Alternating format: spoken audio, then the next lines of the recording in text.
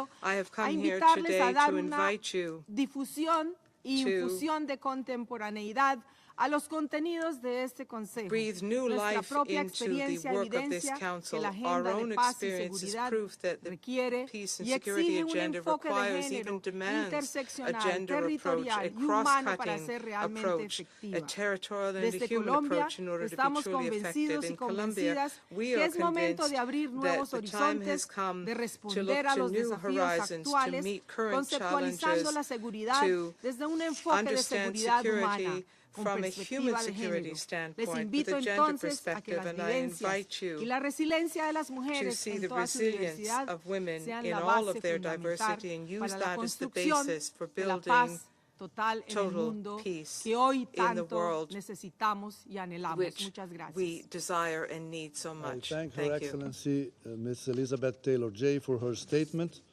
And I'll give the floor to Her Excellency Ms. Sanja Stiglic, State Secretary for Political and Multilateral Affairs and Development Cooperation of Slovenia. Thank you, Mr. President, and I thank Brazil for organizing today's debate and briefers for their valuable contribution.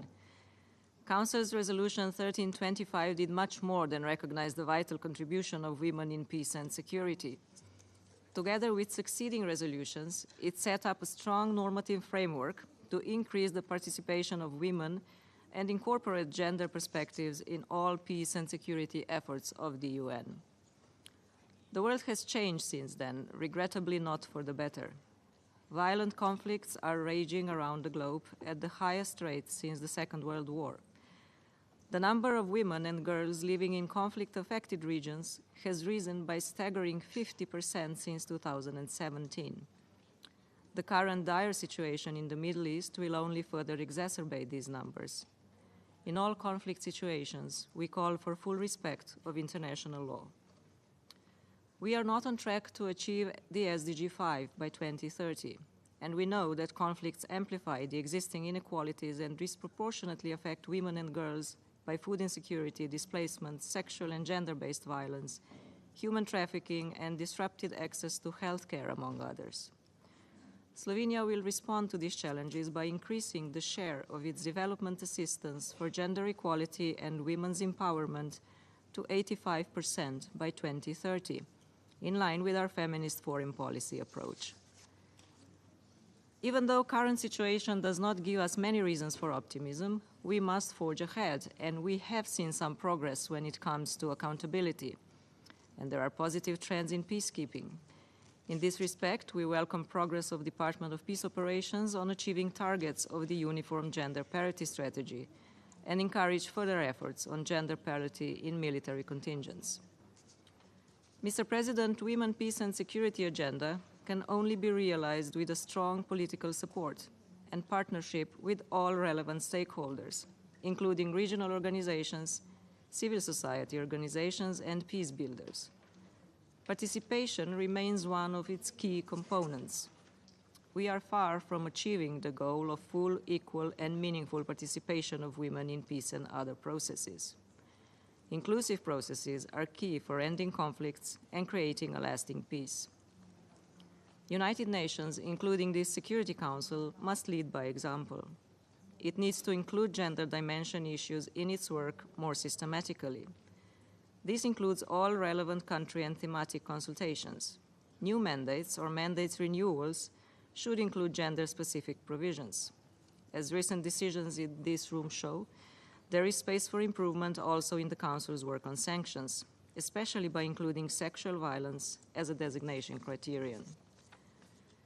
We commend the increase in women briefers in the recent years. We strongly condemn any attempts to intimidate and silence them. They must be able to return to their homes and their work safely. The United Nations and member states must work to prevent and address any retaliatory measures against them or their family members. We commend the Women's Peace and Humanitarian Fund for work in this area, and Slovenia will continue to support fund's activities. Mr. President, on 1st of January 2024, Slovenia will become a member of the Security Council. For the second time, we will serve with the same dedication and the same sense of urgency as a voice in support of the half of the world's population that is left behind. Slovenia will join the shared commitments on women, peace and security and looks forward to working with partners on strengthening implementation on all aspects of the WPS agenda. Thank you, Mr. President. I thank Her Excellency Ms. Sanja Stiglik for her statement, and I'll give the floor to Her Excellency Ms. Irina Mudra, Deputy Minister of Justice of Ukraine.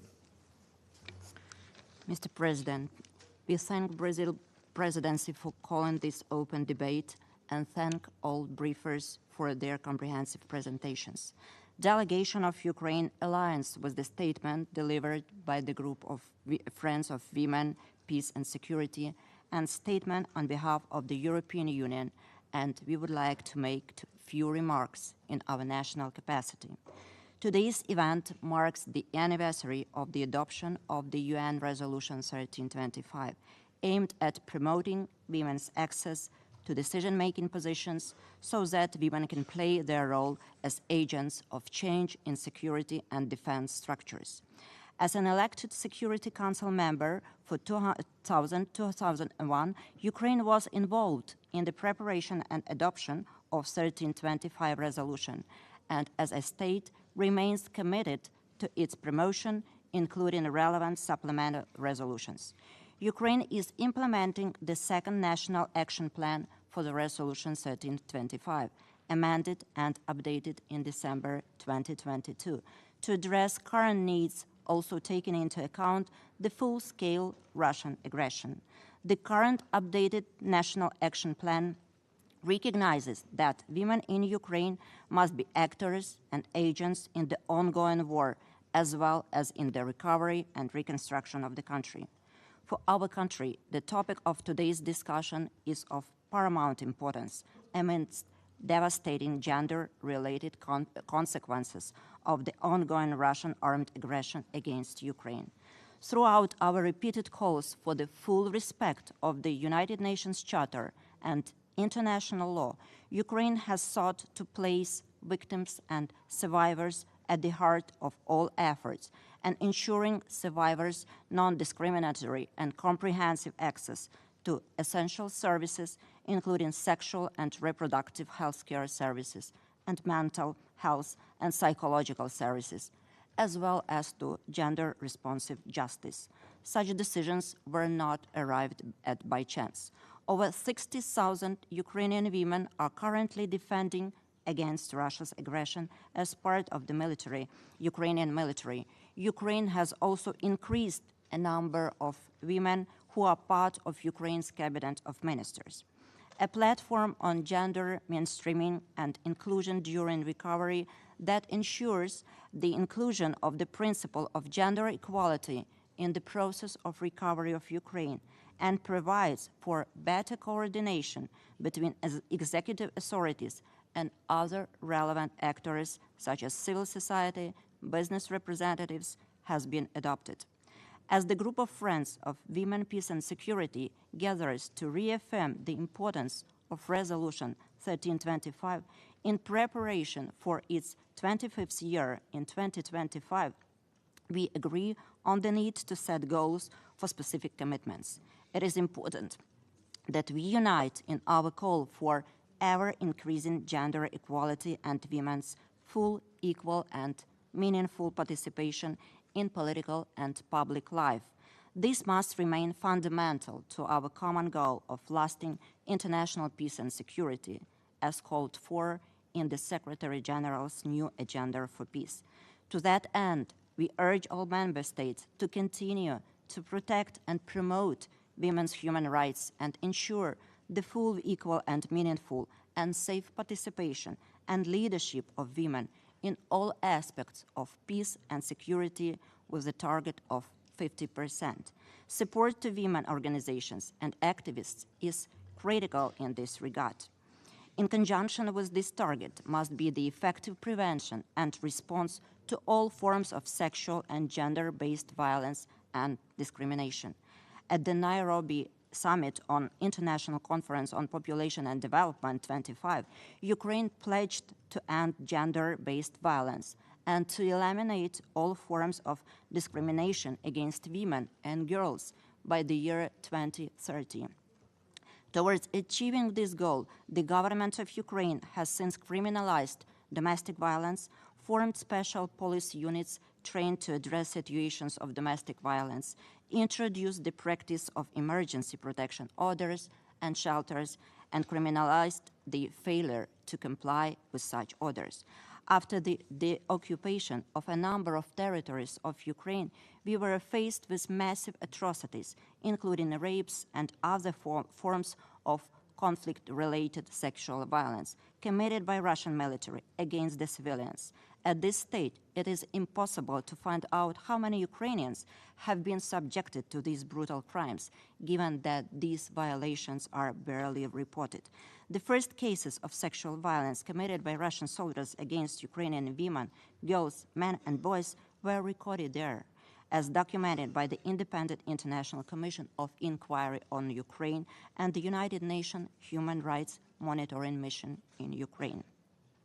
To address and prevent conflict-related sexual violence, the framework of cooperation between the government of Ukraine and the United Nations was signed. Ukraine became the first country to launch an all-encompassing coordination mechanism to combat conflict-related sexual violence. We also adopted a detailed implementation plan involving state institutions, civil society, and international organizations, ensuring survivors non-discriminatory and comprehensive access to essential services, including sexual and reproductive health care and mental health services, as well as access to gender-responsive justice, is crucial. Ukraine remains committed to working closely with all stakeholders. I would like to invite the group to visit our survivors' relief centers established in partnership with the UNFPA. Thank you very much, Mr. President. I thank Her Excellency Ms. Irina Mudra for her statement, and I'll give the floor to Her Excellency Ms. Katuna Totladze, Deputy Minister of Foreign Affairs of Georgia.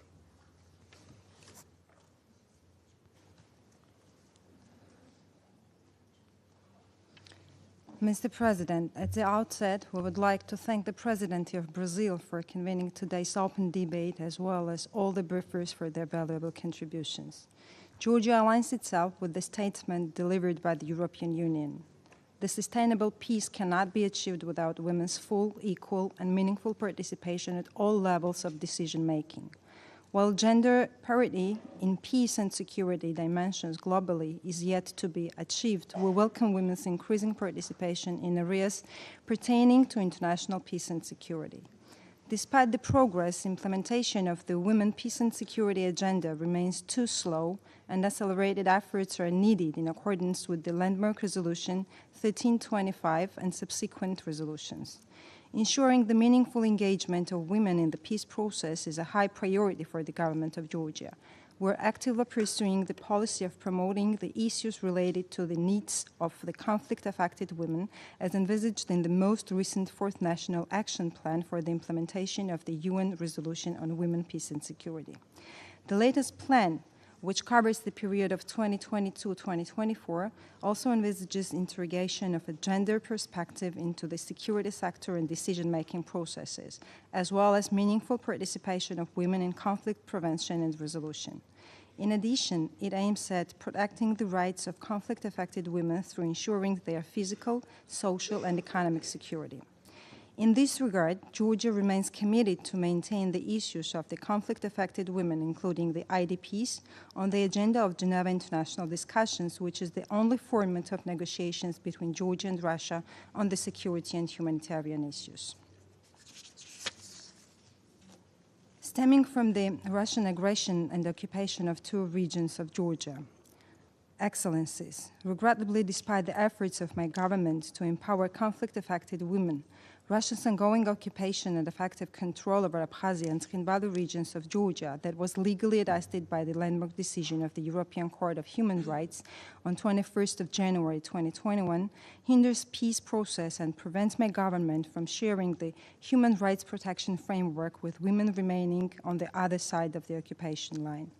After 15 years of full-scale military aggression against Georgia and illegal occupation of its Abkhazia and Tskhin Valley regions, Russia continues to breach ceasefire agreement of 12th of August 2008. The grave human rights situation in the occupied regions continues causing immense suffering for the conflict-affected people on both sides of the occupation line. Unfortunately, there were several cases of detention of young Georgian women with fictional and absurd charges. Deliberately targeting female citizens of Georgia is a dangerous trend containing a strong gender dimension and aiming to pursue, scare, and humiliate most vulnerable part of ethnic Georgian population in the occupied regions that are already victims of constant discrimination.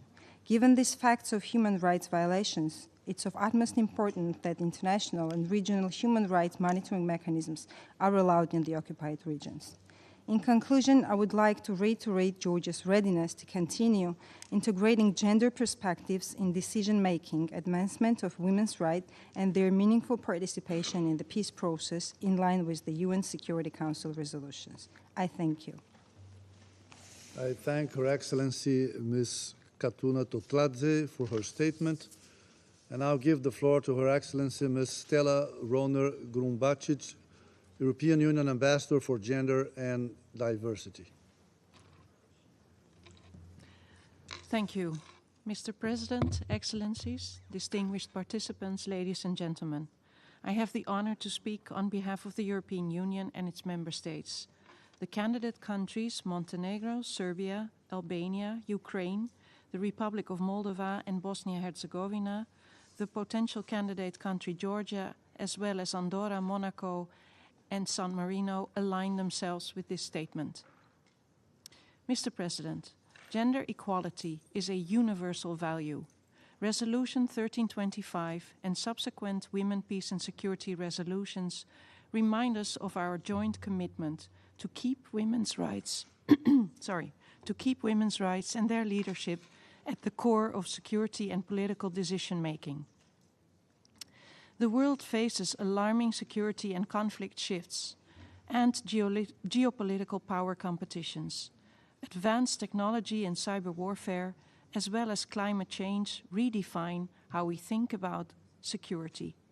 We've witnessed the weaponization of energy, food, migration movements, and information. There are attempts to weaken the rules-based multilateral order. Against this backdrop, women's leadership and their full, equal, and meaningful participation at all levels of decision-making is essential. Our commitment to mainstream a gender perspective in responding effectively to these security threats is ever more important.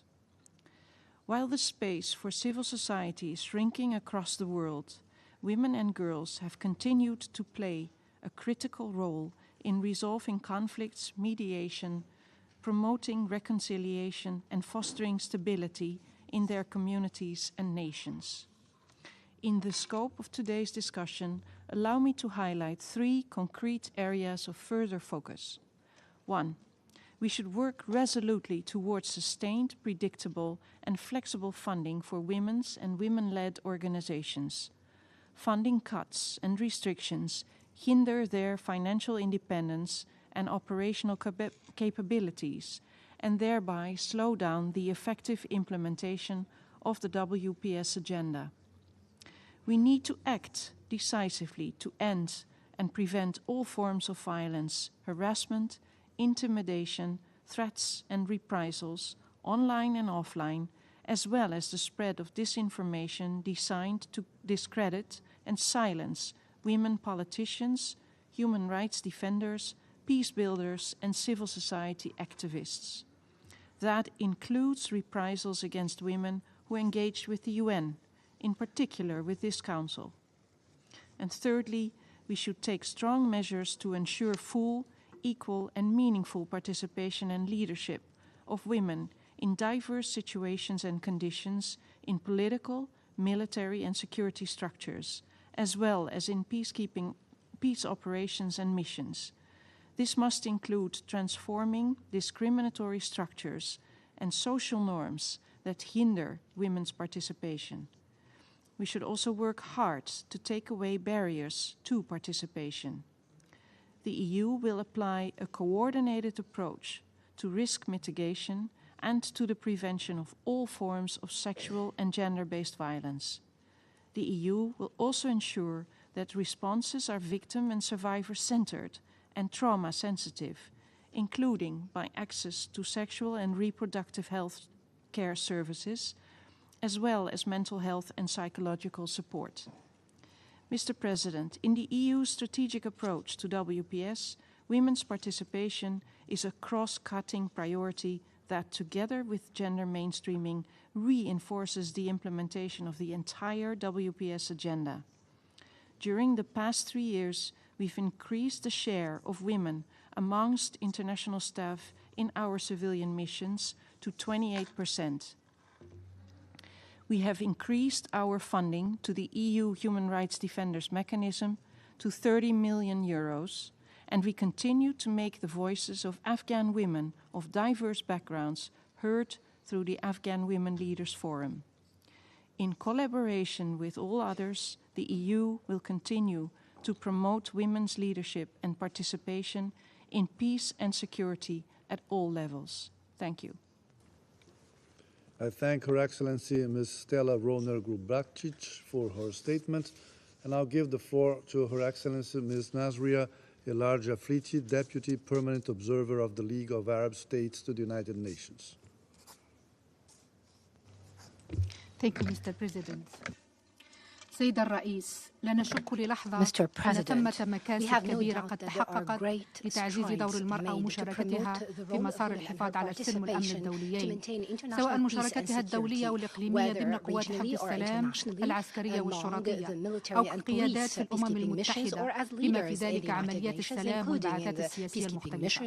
إلا أنه ما زال هنالك الكثير من العمل الذي يتعين القيام به في إطار مجلسكم الموقر، خاصة مع تراجع بعض المكاسب التي تحققت بشق الأنفس، سواء في الهيئات أو المؤسسات التشريعية أو التنفيذية على حد سواء، حيث الإحصاءات المقدمة في هذا الإطار شاهدة على ذلك. وبالنظر إلى حاجة المجتمع الدولي للمزيد من الأفكار والجهود في تعزيز دور المرأة وإشراكها في مختلف المجالات السياسية والاقتصادية والاجتماعية وطنيا وإقليميا ودوليا، لا سيما في عمليات السلام وحفظ الأمن والسلام الدوليين. ولضيق الوقت أريد أن أؤكد هنا وباسم جامعة الدول العربية على أحد المقترحات الأربعة للجامعة والمدرجة في صلب هذا البيان الذي سوف يتم إحالته كاملا إلى مجلسكم الموقر في إطار دعم وتعزيز تنفيذ أجندة المرأة للسلام والأمن، والمتمثل في تشديد الجامعة العربية على أهمية مراعاة الترابط بين أجندة السلام والأمن للمرأة وطنيا وإقليميا ودوليا لأجل تحقيق الحقوق الغير قابلة للتصرف. وهنا لابد من الإشارة إلى أن الانتهاكات البربرية المستمرة على الاحتلال الإسرائيلي لحقوق المرأة والطفل في الأرض الفلسطينية المحتلة لا تؤثر فقط على النساء الفلسطينيات في الأراضي الفلسطينية المحتلة وقدرتهن على المشاركة في جهود السلم والأمن، وإنما على قدرة النساء والفتيات الفلسطينيات في ممارسة أدوارهن في الحياة السياسية والاقتصادية والاجتماعية. ولا نشك للحظة واحدة أن الحرب الإسرائيلية الأخيرة الشعواء والمستمرة على شعب غزة الأعزل وسعيها لهدم مجتمعاته والتهجير إلى المجتمعات المجاورة والمعرقلة لمساعينا الدولية والإقليمية في تحقيق السلام في المنطقة والسلام في فلسطين المحتلة، ذاك السلام الذي للأسف فشلنا في تحقيقه لأكثر من 7 عقود، لا يشكل فقط انتهاكا صارخا للقرار 1325 لمجلسكم الموقر، بل أيضا للقانون الدولي والقانون الدولي الإنساني وحقوق الإنسان، بل ولكل الأعراف والشرائع التي قامت عليها الديانات الثلاث السمحة اليهودية والمسيحية والإسلامية. سيد الرئيس، على المستوى الإقليمي وتجسيدا للتعاون المؤسسي بين الجامعة العربية ومجلسكم الموقر ومتابعة لتنفيذ القرار 1325 وإيمانا منها بدور المرأة مجتمعيا ومؤسسيا في بناء السلام وصناعته واستدامته، حققت الجامعة العربية ودولها الأعضاء العديد من الخطط البناءة على الأرض، بما في ذلك تبنيها للعديد من الاستراتيجيات الهادفة لحماية المرأة العربية وتعزيز دورها لا سيما في بؤر النزاع في منطقتنا العربية. كان آخرها وليس آخرها تشكيل لجنة الطوارئ لحماية النساء أثناء النزاعات المسلحة بالمنطقة، بالإضافة إلى إنشاء الشبكة العربية لواسطات السلام، حيث يجري حاليا تبادل الخبرات والاستفادة من التجارب المتشابهة بالتنسيق والتعاون الوثيق مع اليو ان ويمن والإسكو أيضا. وختاما سيد الرئيس، واعترافا منا بالدور المحوري للمرأة في الدبلوماسية الوقائية لبناء السلام وحفظه واستدامته، وبما يتناسب مع الدور المستحق للمرأة في مجتمعاتنا اليوم، فإن الأمل لا يزال يحدونا في أن ينعقد اجتماعنا القادم للعام المقبل في هذه القاعة لنتصفح معا ما حققته المرأة من إنجازات على أرض الواقع وطنيا وإقليميا ودوليا، في إطار تصميمها الدائم في أن تصبح فعلا شريكا فاعلا جنبا إلى جنب أخيها الرجل في تحقيق السلم والأمن الدوليين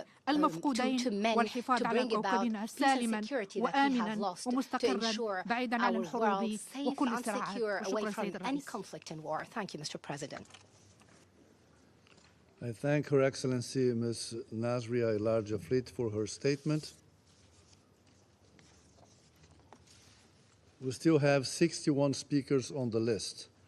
I wish to remind all speakers to limit their statements to no more than 4 minutes in order to enable the Council to carry out its work expeditiously. And now give the floor to the representative of Mexico. Muchas gracias, señor presidente. Agradecemos a Brasil por convocar este importante debate anual.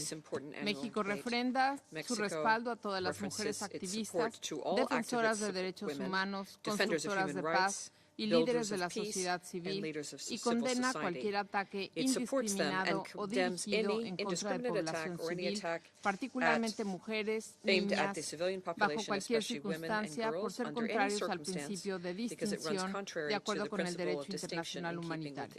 Señor presidente, la paz solo puede alcanzarse si es incluyente. Por ello, promovemos la participación plena, igualitaria y sustantiva de las mujeres en los procesos de paz. Si bien la agenda de mujeres, paz y seguridad se ha construido con un marco jurídico sólido de 10 resoluciones, las mujeres siguen siendo excluidas de la toma de decisiones y de los procesos de paz. Estamos convencidos de que se requiere que este invaluable andamiaje jurídico sea instrumentado plenamente. Como ha afirmado nuestra secretaria de Relaciones Exteriores, Alicia Bárcena, México no acepta que se ponga en duda el carácter progresivo de los estándares internacionales en materia de igualdad de género que tanto ha costado edificar. En ese sentido, México es consciente de la importancia de garantizar los derechos humanos de las mujeres, su salud sexual y reproductiva, incluido el aborto seguro, y su autonomía corporal, así como la provisión de servicios de salud mental y apoyo psicosocial.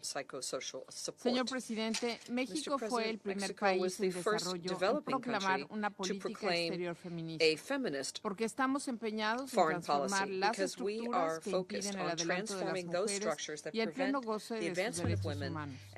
Durante la pasada participación de mi país como miembro no permanente de este Consejo de Seguridad, promovimos esfuerzos orientados a la implementación de esta agenda. Por ejemplo, desde el Grupo Informal de Expertos de Mujeres, Paz y Seguridad, que copresidimos con Irlanda, impulsamos acciones para que este órgano incorporara un enfoque transformador de género en su trabajo. Es por ello que exhortamos a los actuales y próximos copresidentes del Grupo Informal de Expertos a seguir defendiendo la centralidad de la igualdad de género y el alcance de los derechos humanos de todas las mujeres y niñas, incluyendo la prevención de violencia sexual y de género en todos los procesos internacionales de paz y seguridad y en todos los documentos finales adoptados por este Consejo.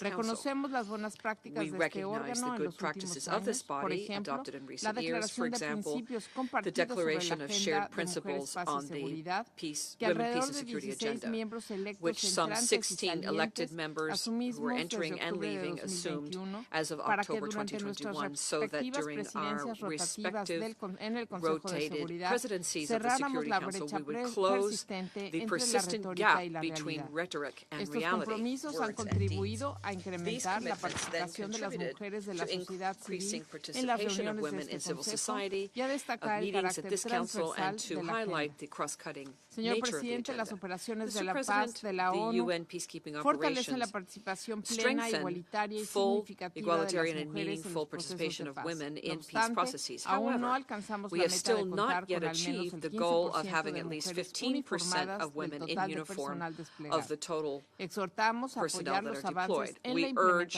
further progress in implementing the gender parity strategy for uniformed personnel for 2028. Mexico has been increasing its participation in peacekeeping operations of the United Nations, and with that, the percentage of women in uniform. Currently, the percentage of Mexican women deployed is of 40%. Moreover, in coordination with the Ibero-American Secretariat, Mexico this year in June promoted the creation of the Ibero-American Network of Mediating Women that promotes substantive participation of women in mediation and the peaceful settlement of disputes in the Ibero-American region. Señor Presidente, los planes nacionales de Turning to acción national son una action plans, herramienta these are a importante para key promover tool políticas to internas promote en internal favor de la igualdad policies de that género promote en el sector de gender la equality seguridad. in the area of El Plan security. Nacional de Acción de México Mexico's promueve National el Action desarrollo del Plan programa de promoted the mujeres development of constructoras the de paz Women que Builders apoya of el Peace program, empoderamiento y el which liderazgo de supports las empowerment mujeres and a nivel leadership of local y women at the estatal local and en las state labores de level in pacificación, the work for prevención de violencia de peacemaking, género prevention, y and construcción de gender-based paz. violence and También reducing reconocemos los gender-based violence aportes and del building Pacto peace. sobre Mujeres, We Paz y also Seguridad y recognize the Acción contribution Humanitaria of the Covenant on establecida Women, por el Peace Foro and Security and Generación Humanitarian Igualdad que Action established copresidimos by the México y Equality Francia Generation en Forum, 2021 en favor co-chaired de by esta Mexico and agenda. France in 2021 Exhortamos a for this continuar agenda. We impulsando urge sinergias continued para acelerar promotion of su synergies in order implementación to en el ramp terreno. up Y implementation of finalmente, this on the señor ground. And presidente, finally, reiteramos el Mr. compromiso President, de México we reiterate de Mexico's seguir commitment to defendiendo los continue derechos defending humanos de las human mujeres rights y de las and the niñas rights of women en and este girls y en todos in los this foros and all multilaterales. multilateral Muchas fora. gracias. Thank you very much. I thank the representative of Mexico for their statement, and I'll give the floor to the representative of the Republic of Korea. Thank you, Mr. President. I thank Brazil for hosting today's important meeting. My gratitude also goes to the Secretary General and the Executive Director of UN Women, as well as all other briefers for their valuable remarks. The Republic of Korea aligns itself with a statement to be delivered by Canada on behalf of the group of friends on WPS. Now I would like to deliver the following statement in our national capacity. The Secretary General's report on WPS this year provides another frustrating picture of our current reality. Exclusion, inequality, and misogyny encapsulates the status of women across the world in the report. In Afghanistan, women have been progressively erased from public life through the issuance of over 50 edicts to suppress their rights. In Sudan, widespread sexual violence terrorizes women and girls in Darfur and beyond. To address this reality and fully implement Resolution 1325 on WPS, we must recommit ourselves to this agenda and enhance the Security Council's role. First, the full, equal, and meaningful participation of women should be practice, not rhetoric. As this commences with listening to women's voices and making their perspectives integral to decision-making, we welcome the increased number of women civil society briefers to the Council. As our own efforts, the Republic of Korea has been proudly hosting the annual International Conference on Action with Women and Peace since 2019. We look forward to hearing from diverse women at the upcoming 5th conference on the 30th of November in Seoul. Second, ensuring safe environment for women's participation is imperative. It is alarming that Office of the High Commissioner for Human Rights documented incidents of reprisals against 172 women and girls working with the UN in 2022. Furthermore, over 30 women from civil society who addressed the Security Council last year were targeted for reprisals. We condemn all attacks and reprisals against women involved in human rights, humanitarian work, and peace-building activities, especially those who are cooperating with the United Nations.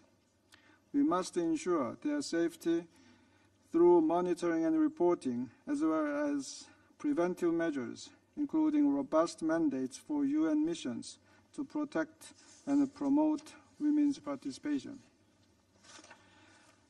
Last but not least, women peace builders, as well as human rights defenders, should be provided with the necessary resources. We emphasize the importance of ensuring adequate, predictable, and sustained financing for implementation of the WPS agenda. The Republic of Korea has increased its contribution to the Peace Building Fund to over $4.3 million this year. We will consider further increasing our contributions both to implement the WPS agenda as well as to advance peace building.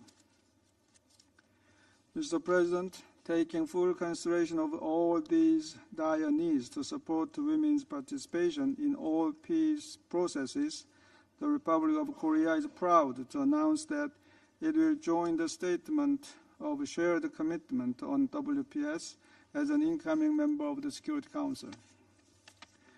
We will actively integrate the WPS agenda into those of the Council in various contexts, not only during our presidency, but through the entire term of our membership in the Council. We will make our utmost efforts for full, equal, meaningful, and safe participation of women, and look forward to working closely with other Council members in this regard. Thank you. I thank the representative of the Republic of Korea for their statement, and I now give the floor to the representative of Malaysia. Mr. President, at the outset, my delegation would like to express our appreciation to Brazil for convening this important debate. Malaysia would also like to thank the briefer for their insights and assessment. Our delegations aligned itself with the statement to be delivered by Vietnam on behalf of ASEAN.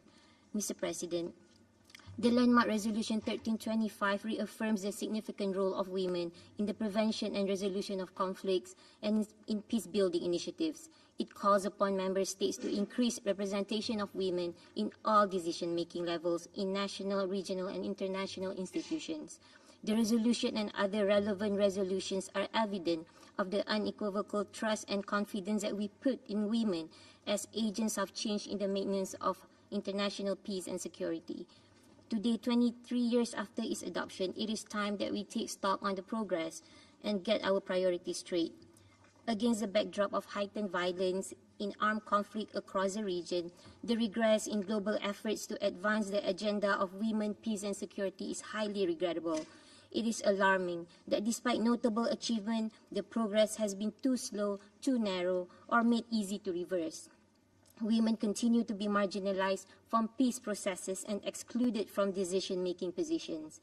It is unfortunate but unsurprising that this structural exclusion correlates with the prolonging of conflict as reported in the UNSC's report on women, peace, and security. Mr. President, consistent with the goals of Malaysia's national policy on women launched in 1989, efforts have been undertaken to ensure women's participation in the process of decision-making at all levels in Malaysia. The formulation of Malaysia's national policies take into account gender perspective in the process of furthering our domestic and global peace and security. This also serves as a basis of the deployment of 868 Malaysian Armed Forces and Royal Malaysia Police to 5 UN peacekeeping operations. 96 of them are female. There's a pressing need for more women to be included in peace processes, as their qualities of compassion and empathic listening are invaluable assets in addressing issues like gender-based crimes and conflict-related sexual violence in armed conflict. As a member of ASEAN, Malaysia fully endorsed the ASEAN Joint Statement on Promoting Women, Peace and Security adopted in November 2017.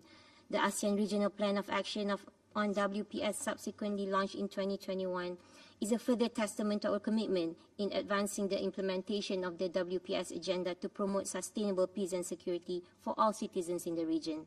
Mr. President, Malaysia has women leaders at all multiple disciplines of peace and security, among others our Chief of Justice, parliamentarians, top diplomats, peacekeepers, and security forces. Fortified with courage and resilience, these inspiring ladies broke through the glass ceilings through ambition and competence. Going forward, we will continue to ensure that women continue to play a key role in Malaysia's engagement towards maintaining international peace and security. I thank you.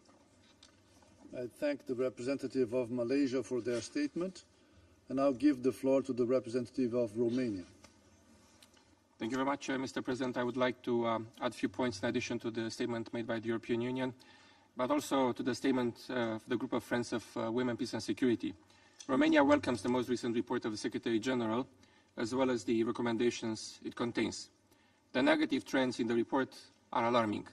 We are now in the first day of the 79th year since the UN exists. We just celebrated yesterday the UN Day.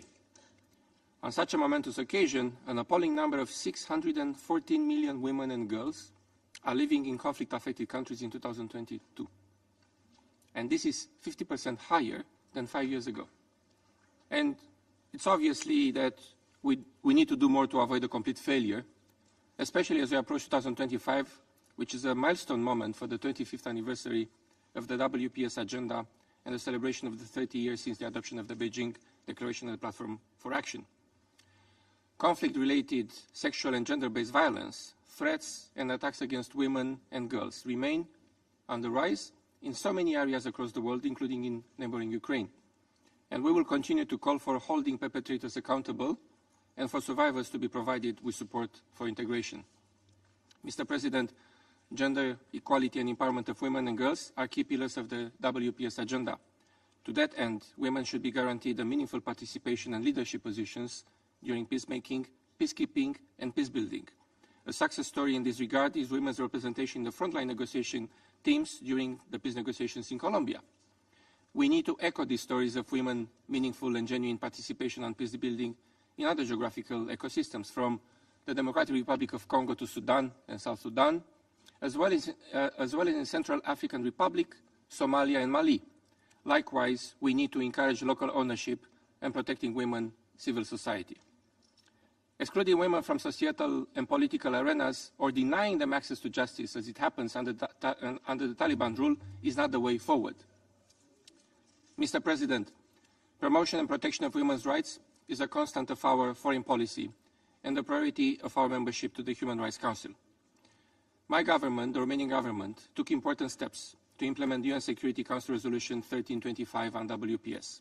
A first national strategy and national action plan was adopted 3 years ago in 2020, and the Ministry of National Defense is currently drafting a second updated version for 2024-2028. And Romania took important institutional measures in support of women's participation and representation in the defense and security sectors, including a decision-making level.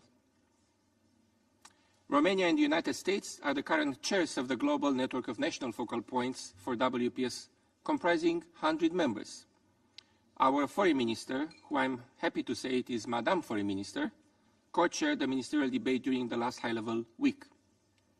Finally, Mr. President, as part of the ongoing efforts, member countries of the network are invited to take part in the International Conference of the Global Network to be held in Bucharest in just about 2 weeks' time, on the 7th to the 9th of November 2023.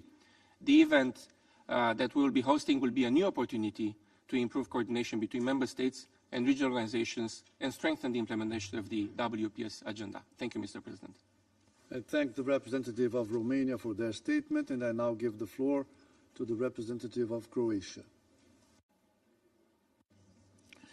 Mr. President, I thank the Brazil's presidency for organizing this debate and the distinguished briefers for sharing their valuable insights. Croatia aligns itself with the statements of the European Union and Group of Friends of Women, Peace and Security. I would also like to add some remarks in my national capacity. 23 years ago, the UN Security Council Resolution 1325 recognized the unique role of women in war and peace, urging member states to ensure women's increased representation at all levels of decision-making, including in prevention and resolution of conflicts. There were some successes in implementation of 1325. However, nowadays we are facing negative trends. Global security is declining, disrespect for international humanitarian law is growing, and women's rights and gender equality are under increasing threat. We need to improve global security and respect for international humanitarian and human rights law, and we need a stronger role of women to achieve it. Croatia's experience clearly demonstrates that women not only bear an immense burden during conflict, but also have a crucial role in preventing, management and resolution of conflicts. We are fully committed to promoting and implementing women, peace and security agenda as outlined in our second National Action Plan currently in place. Mr. President, we call on all states to uphold landmark Resolution 1325 and follow-on resolutions and align their laws with the UN CEDAW Convention and CEDAW Committee General Recommendation 30 on Women, Peace and Security. They represent powerful tools at our disposal to safeguard women's rights and strengthen their participation and leadership in war and peace. Croatia, as PBC chair, prioritizes the role of women in peace building and sustaining peace.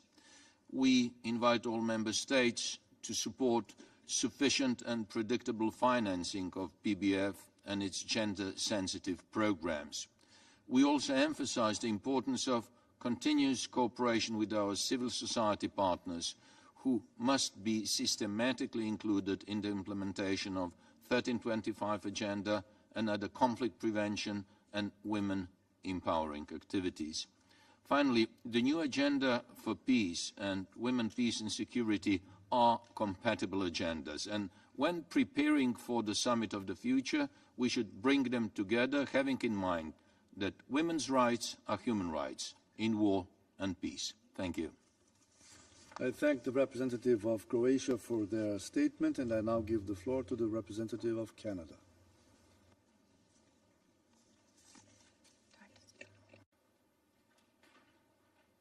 Thank you, President. As agreed, I'm pleased to deliver two statements today.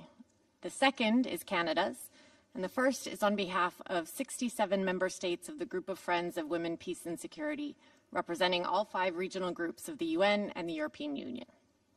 We recognize the determination of all women and girls in diverse conditions and situations who are building peace and preventing conflict, and we emphasize 5 points. First, we urge all member states and the UN system to redouble our efforts to protect and promote women's human rights and ensure their full, equal, meaningful, and safe participation and leadership in all aspects of peace and security. We must raise the level of ambition with regard to peace processes at all stages, with the target of 50%. The UN should ensure that women's participation is a standard requirement in all peace processes it supports. Second, we must dismantle the patriarchy and oppressive power structures that stand in the way of progress on gender equality and women's full, equal, and meaningful participation in political and public life. Third, we must create safe, secure, and enabling environments, both off and online, for all peace builders, peacekeepers, human rights and environmental defenders, civil society leaders, journalists, media workers, advocates for gender equality, and others to carry out their essential work. This includes strongly condemning gender-based violence that occurs through or is amplified by technology, and attacks, intimidation, retaliation, and reprisals against women peace builders and human rights defenders and advocates for gender equality, especially those who cooperate with the UN.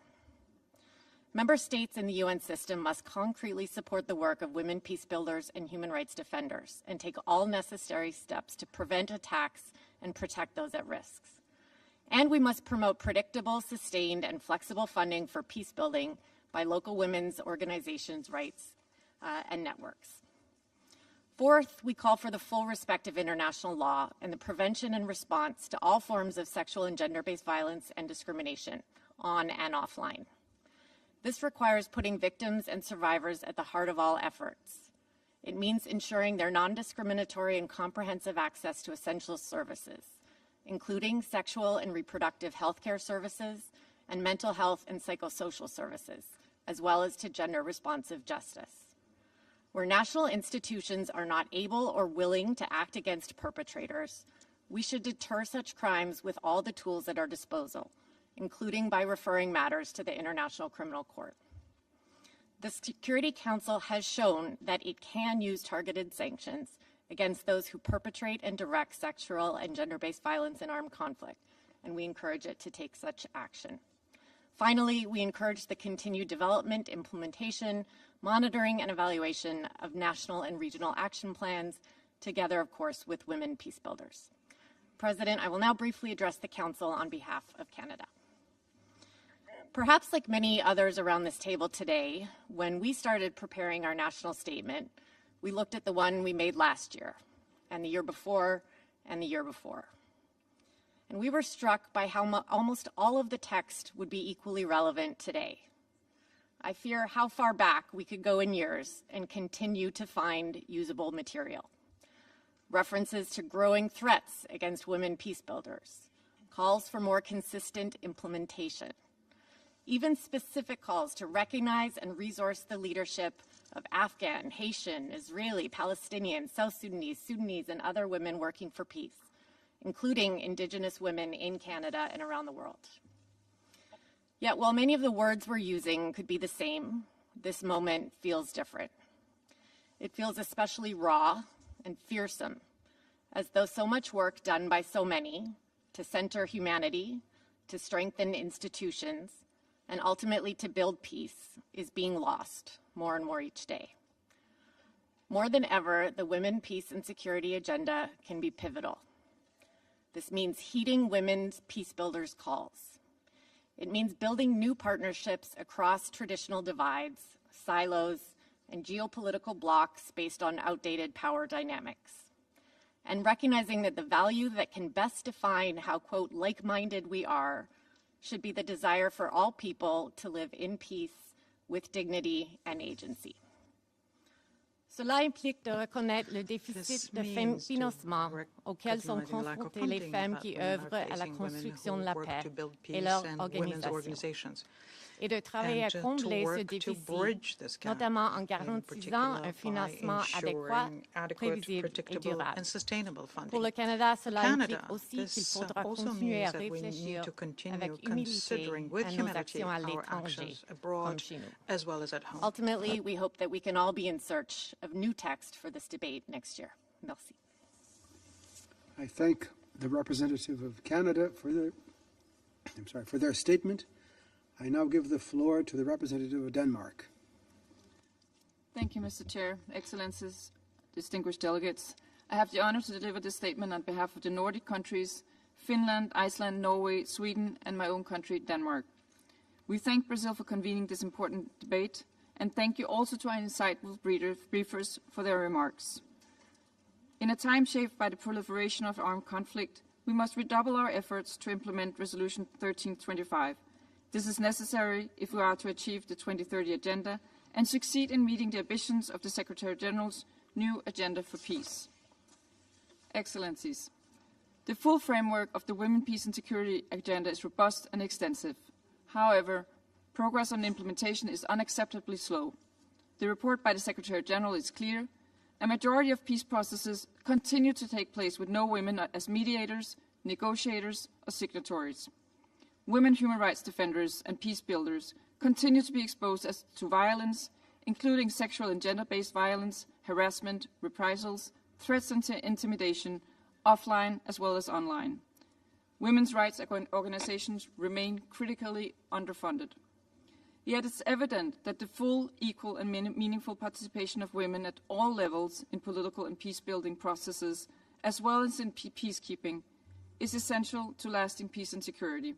In this regard, we draw attention to the open letter of 16 October signed by 617 civil society organizations and echo its call to support the full, equal, meaningful and safe participation and leadership of women. History has taught us that inclusive peace processes are more likely to produce sustainable results. Across the globe, women have successfully contributed to more robust democracies and longer-lasting peace. Positive political change and development is in high demand, and women must be in the driving seat. Allow us to highlight 3 lines of effort.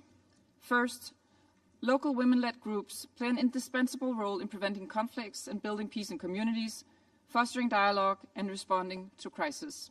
As put forward in the Secretary General's report, local mediation can be a key entry point for women's participation in peacemaking when high-level negotiations are deadlocked. We must do more to ensure that these groups can participate meaningfully in all political processes, including Track 1, not least by providing flexible funding, for example through mechanisms such as the Women, Peace and Humanitarian Fund, access to capacity building and protection against reprisals, and equally important, to exert political pressure when women are excluded. Second, the UN must take concrete steps towards greater diversity and representation of women, including young women, in the mediation terms it leads or co-leads. The UN must set and lead by example to achieve a fundamental normative and practical shift. Women's full, equal and meaningful participation is ultimately about breaking power structures and sustaining peace. Finally and third, it is the responsibility of member states, with support from the UN, to address all cases of violence, harassment, intimidation and threats, both offline and online, against women, peace builders and human rights defenders. The Nordic countries emphasize a zero tolerance for such harassments and the need for strengthened accountability mechanisms in this regard, and reaffirmed the Secretary General's call to dismantle oppressive power structures which stand in the way of progress on gender equality or women's full, equal and meaningful participation in political and public life. The Nordic countries remain committed to work with partners, including women's and feminist organizations, to advance the implementation of the Women, Peace and Security Agenda. I thank you. I thank the representative of Denmark for their statement. I now give the floor to the representative of Vietnam. Mr. President, I have the honor to deliver this statement on behalf of the Association of Southeast Asian Nations, the ASEAN. Mr. President, ASEAN reaffirms that women empowering is not only a matter of moral imperative, but also strategic necessity. Failing to harness the full potential of women not just impedes the progress and security of more than half of the world population, it hampers our collective progress and security. Women are not merely statistics in conflict data. Women are the effective peacemakers, agents of change, and architects of reconciliation. Their absence is not an oversight, but a critical flaw. Despite the existence of the robust frameworks, discriminatory gender norms continue to pervade societies globally, and women remain absent from, or at least significantly underrepresented in peace negotiations and political decision-making processes. Moreover, conflict disproportionately subject women and girls to sexual violence, displacement, and hinder access to justice. The realization of the WPS agenda demands an unwavering commitment across multiple societal strata. Adequate resources must be channeled to empower women for leadership roles, and existing laws and policies should be rigorously enforced. The dismantling of entrenched social and cultural barriers is essential and can be achieved through targeted education and awareness campaigns. The role of political will in this context cannot be overstated enough. Mr. President, implementing the WPS agenda has long been recognized and as essential to achieving sustainable peace and prosperity in the ASEAN region. ASEAN is committed to ensuring the gender equality and the full protection of women's rights. We also remain steadfast in our objectives to maintain regional peace, address shared security concerns, and advance development and prosperity for all citizens. The WPS agenda in ASEAN is guided by the commitments to implement the Resolution 1325 and other related resolutions on women, peace, and security. Since the adoption of the 2017 Joint Statement on promoting women and peace and security, ASEAN has achieved important results in implementing the WPS agenda through concerted multi-sectoral efforts and partnerships. The ASEAN Women for Peace Registry was established in 2018 as a creative initiative to mobilize resources and consolidate knowledge for capacity building and advocacy on a gendered approach to peace and conflict in the region. Aligning efforts of the ASEAN Committee on Women, the ASEAN Commission on the Promotion and Protection of the Rights of the Women and Children, and the ASEAN Institute for Peace and Reconciliation have been pivotal to ASEAN's collective action in mainstreaming women's rights and gender equality in peace and security. The ASEAN defense sector is actively dedicated to translating the WPS agenda into actionable collaboration. ASEAN women military and law enforcement officers have also made a positive impact globally through their active participation in UN peacekeeping operations. To further enhance women's engagement for sustainable peace, ASEAN has embraced an all-encompassing approach to women, peace, and security from the angle of preventing and countering violent extremism, disaster management, and climate change to women in peace processes and post-conflict rehabilitation. Recognizing the mutual reinforcement and interconnectivity of economics and peace, regional efforts are forged to articulate women, peace, and security in the context of economic integration. Women's economic empowerment is also enforced as a form of conflict prevention, resolution, and recovery. ASEAN member states have also undertaken respective concrete steps across a spectrum of peace and security at the national level. We have increased the participation of women in military and police roles in the UN peacekeeping operation. Additionally, several ASEAN member states have enacted laws and policies aimed at preventing violence against women and girls in the conflict-related situation. Mr. President, to conclude, ASEAN reiterates its full support for the WPS agenda. We remain committed to working hard and hand in hand with the UN and partners worldwide to bring about meaningful changes, both in policies and on the ground. Only by empowering women as equal partners in preventing conflict and building peace can we build a just, inclusive, and resilient world. I thank you, Mr. President. I thank the representative of Vietnam for their statement. I now give the floor to the representative of Costa Rica. Señor Presidente, Mr. President, el avance de las mujeres se ha the advancement of women has stalled, and our underrepresentation continues in multiple official processes and bodies related to international peace and security. And yet, women continue to shoulder a disproportionate burden in conflict. We must act urgently to avoid further setbacks as we approach the 25th anniversary of Resolution 1325. In this regard, I would like to make 3 points. First, most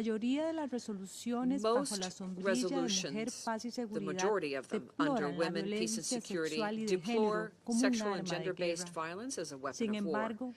However, this Council has not yet examined online gender-based violence within its normative framework, let alone its intersectionality.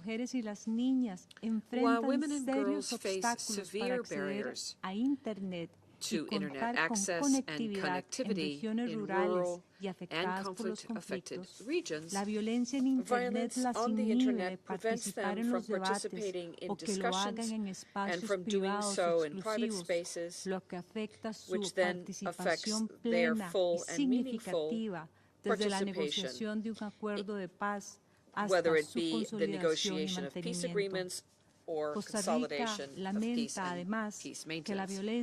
Also, online gender-based violence violates fundamental rights seen as less violent than the violence that takes place in the real world.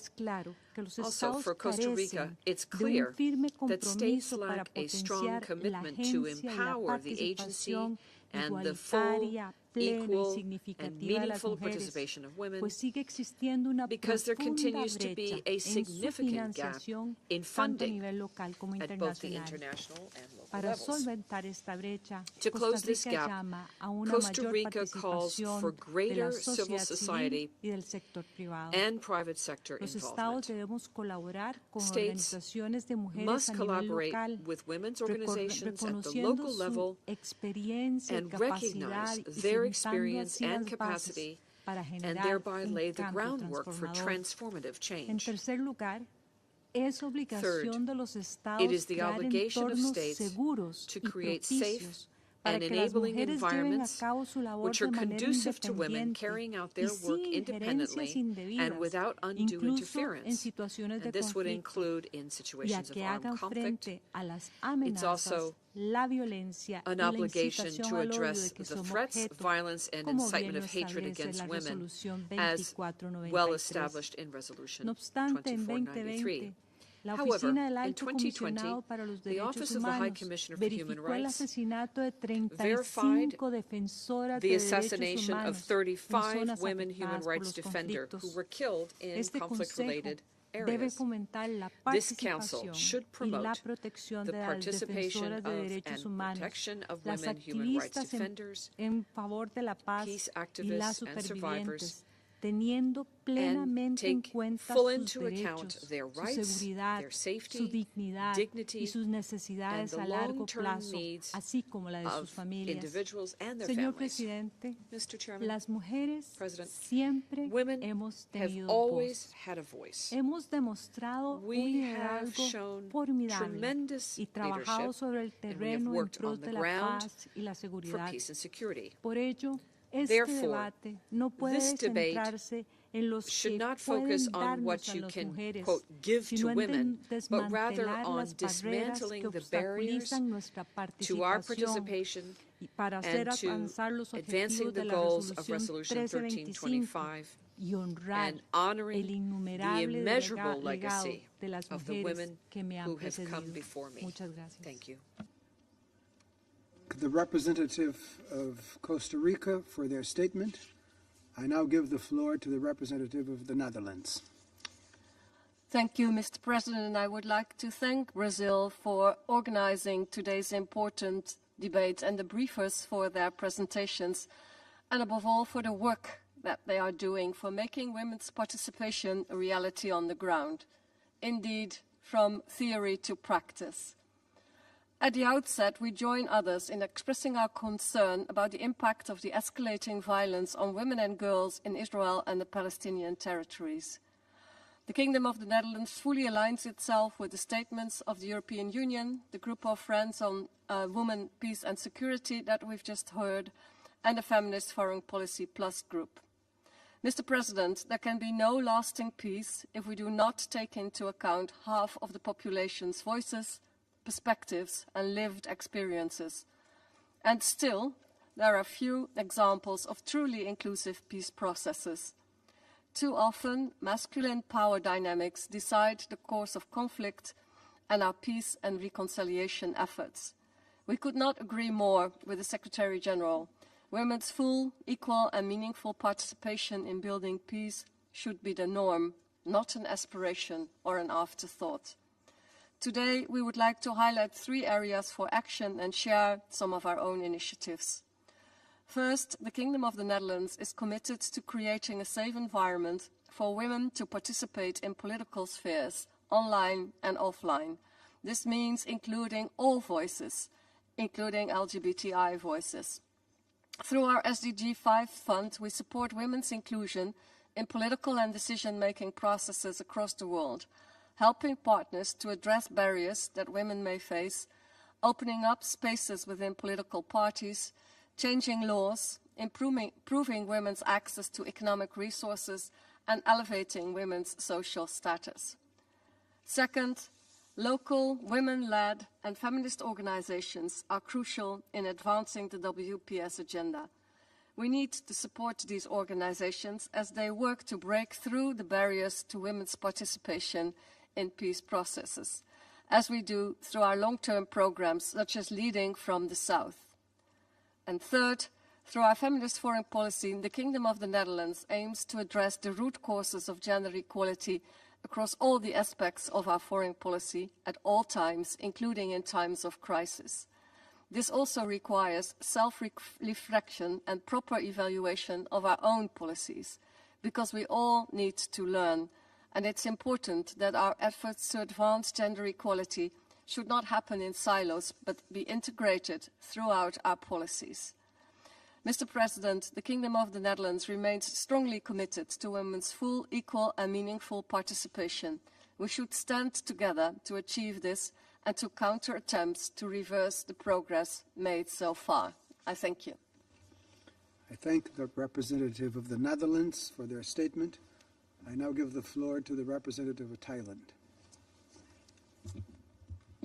Mr. President, Thailand aligns itself with the statement delivered by Vietnam on behalf of ASEAN. At the outset, I wish to thank Brazil for this important open debate and all the briefers for their contributions. Thailand is fully committed to advancing the WPS agenda. We are convinced that women are active agents for transformative change to achieve sustainable development and peace. However, despite our continued efforts to promote the WPS agenda, it is clear from the Secretary General's report that we need to do more to strengthen its implementation. To this end, we wish to highlight the following 4 points. First, political will is key. We must continue to promote women's leadership and meaningful participation by translating the WPS agenda into national policies and programs at all levels. On our part, Thailand's national measures and guidelines on WPS provides a framework for whole-of-government approach and partnership with the international community. We are also finalizing our National Action Plan on WPS to further strengthen women's involvement in conflict resolution and peace building. Second, we must foster an environment where uniformed women personnel can participate in the UNPKOs in a sustainable manner and mainstream gender perspectives in the UN peace and security efforts. In this regard, Thailand supports the uniform gender parity strategy in peacekeeping operations, while believing that new agenda for peace should place greater emphasis on inter alia, education, empowerment, and respect for gender. Through our efforts to empower and equip women personnel with skills required, Thai female participation in the UNPKOs is rising, and we pledge to sustain this trend. We aim to have 10% share of women in our horizontal military engineering company by 2024. Third, integrating the WPS agenda into regional platforms is equally important. In our region, we have adopted ASEAN Regional Plan of Action on WPS to mobilize the whole of ASEAN to advance the WPS agenda. ASEAN Women for Peace Registry has also been developed as a tool to galvanize expertise to support ASEAN member states in implementing this important agenda. Lastly, multi-stakeholder partnership is crucial for putting in the WPS agenda into practice. We must continue working with our stakeholders to promote capacity building, harness technological advancement, and ensure public awareness and support, with a view to creating an enabling environment for women to take part in peace and security issues and beyond. Mr. President, in closing, Thailand stands firm in our commitment to the WPS agenda. We are committed to working closely with the United Nations, other member states, and stakeholders in our efforts to further drive forward this agenda for the benefit of all. Thank you. I thank the representative of Thailand for their statement. I now give the floor to the representative of Liechtenstein. Thank you, Mr. President. We welcome today's debate on the participation pillar of the Women, Peace and Security agenda that has had immense impact on the ground since its inception more than 2 decades ago. In many parts of the world, women are key agents of political change and contribute to sustainable peace, as peacekeepers, mediators, lawyers, and journalists, among others. Their inclusion in peace talks has proven indispensable for lasting peace agreements, and they have played crucial roles in humanitarian settings. On this note, we welcome in particular the ICRC's important gender-sensitive lens. The recent escalation in the Gaza war underlines the need to ensure full respect of international humanitarian law and especially the protection of civilians at all times, as well as to meet the special needs of women and girls in armed conflict.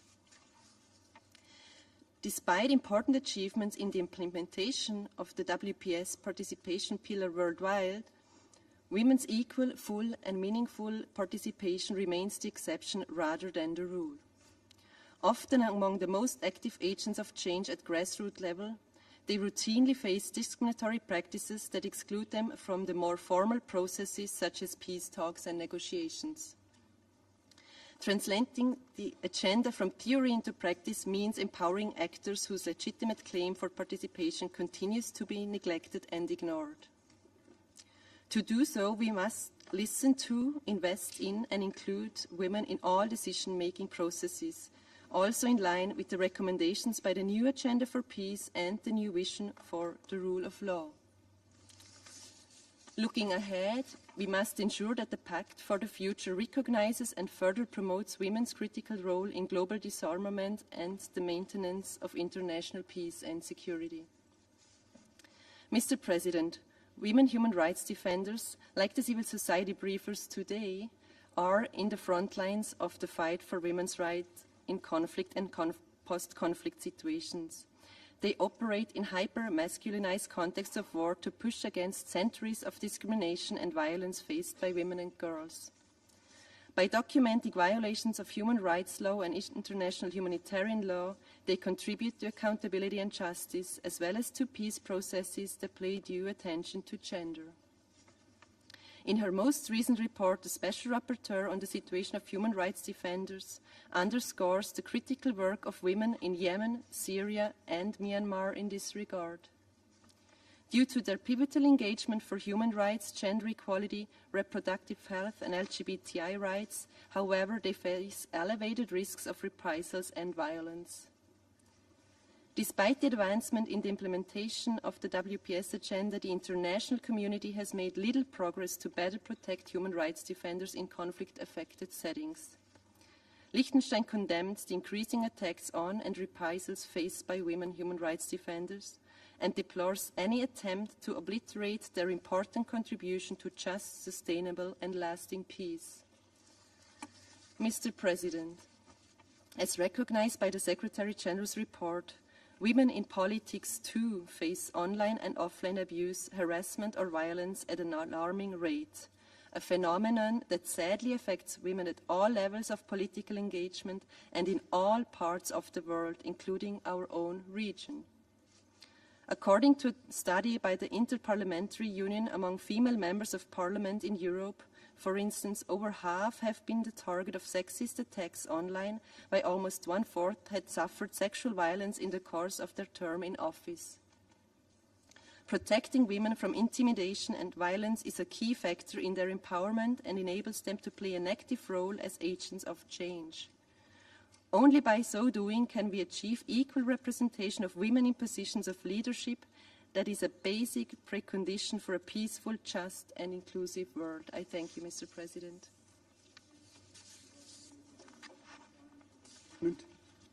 I now give the floor to the representative of Latvia.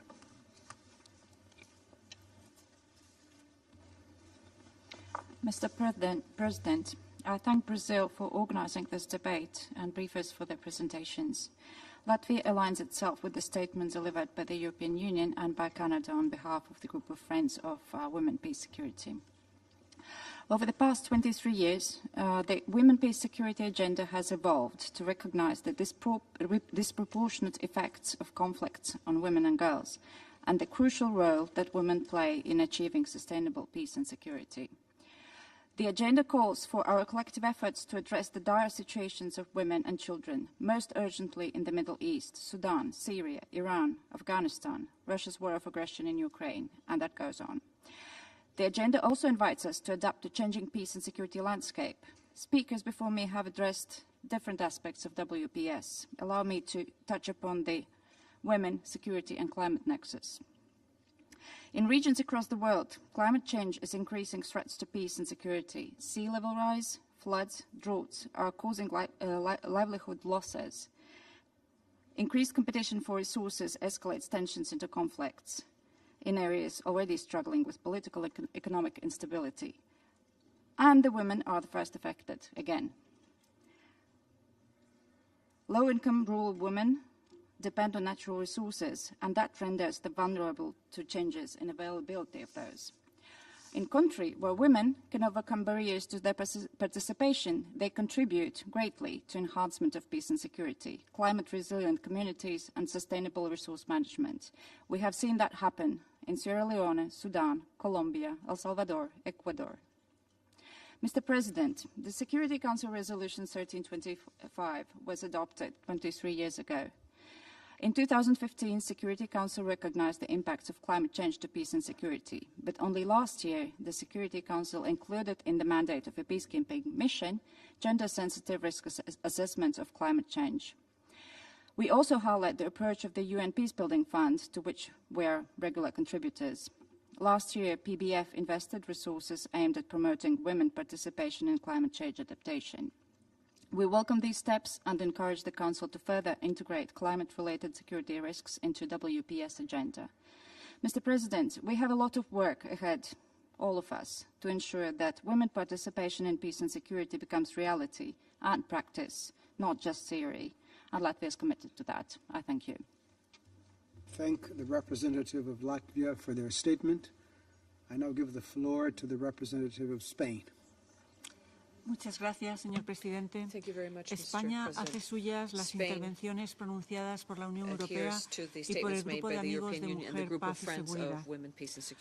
Muchas gracias por organizar este debate abierto sobre esta agenda tan importante que, a pesar de su desarrollo normativo y del gran número de planes de acción adoptados en diversas regiones del mundo, todavía queda mucho por hacer para alcanzar la plena y real participación de las mujeres en todos los ámbitos de la sociedad. En el contexto de España, el Plan de Acción para la Política Exterior Feminista 2023-2024 está enfocado a obtener resultados concretos en materia de discriminación de género y establece mecanismos de coordinación entre los diversos actores involucrados y de rendición de cuentas. En lo referente a la agenda de mujer, paz y seguridad, hay dos aspectos fundamentales a nuestro juicio que me gustaría destacar. El primero es la prevención. Priorizar la prevención de los conflictos abordando las causas subyacentes como la desigualdad de género a través de la incorporación de más mujeres en puestos de poder político, económico y de seguridad.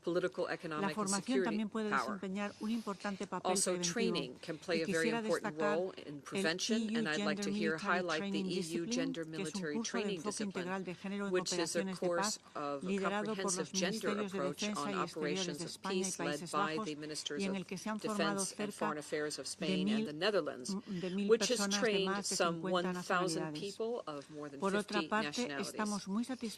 We are also very satisfied with the results obtained in a new training initiative organized by the Spanish Ministry of Defense, which is the first course on gender advisory and peacekeeping operations.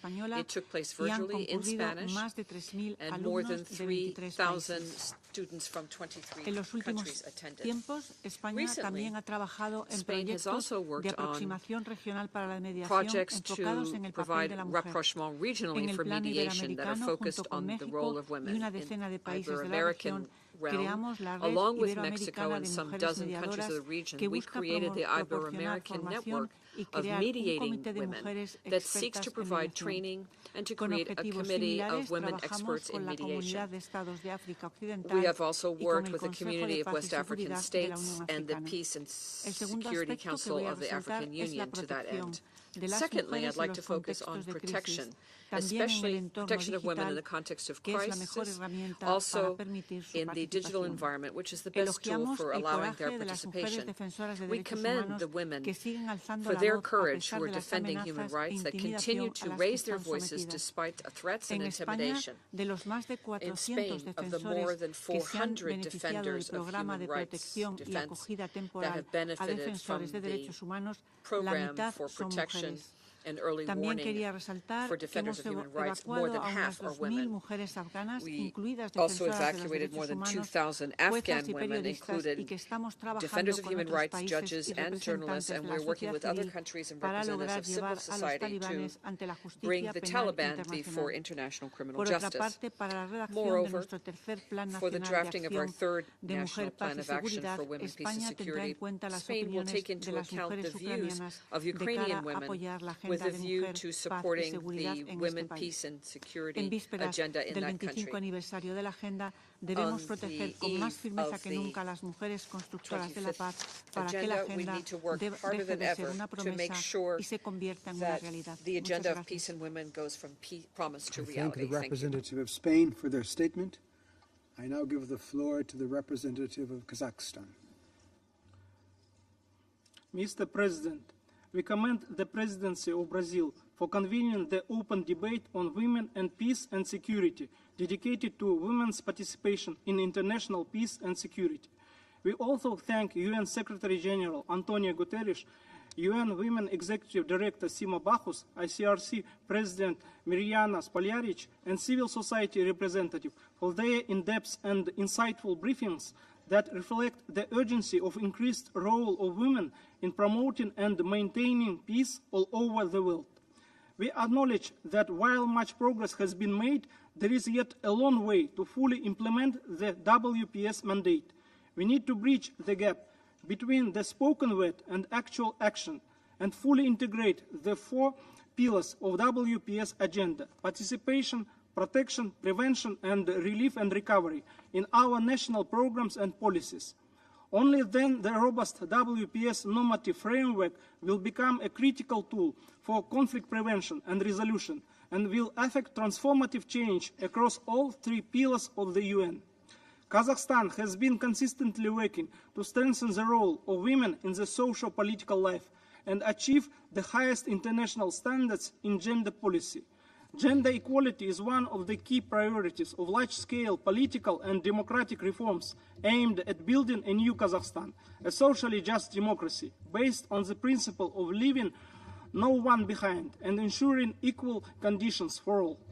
We have achieved significant progress in addressing gender issues on several fronts, reduced our gender equality index by 60%, introduced a 30% quota for women and youth in parliament and local representative bodies, and increased the proportion of women managers in state-owned corporations to the same level, 30%. We are implementing the first National Action Plan for 2022 to 2025 on the UN Security Council Resolution 1325, which is a whole-of-government strategy developed in inclusive consultation with the UN and civil society. This action plan will further contribute to increased women's engagement in decision-making at all levels, their deployment in UN peace operations, and improved gender-sensitive training for armed and security forces. We have strong political will, all the necessary resources, and a results-based monitoring and evaluation plan to achieve these goals. We also have recently joined multi-stakeholder compact on women, peace and security and humanitarian action, launched at the Generation Equality Forum in 2021.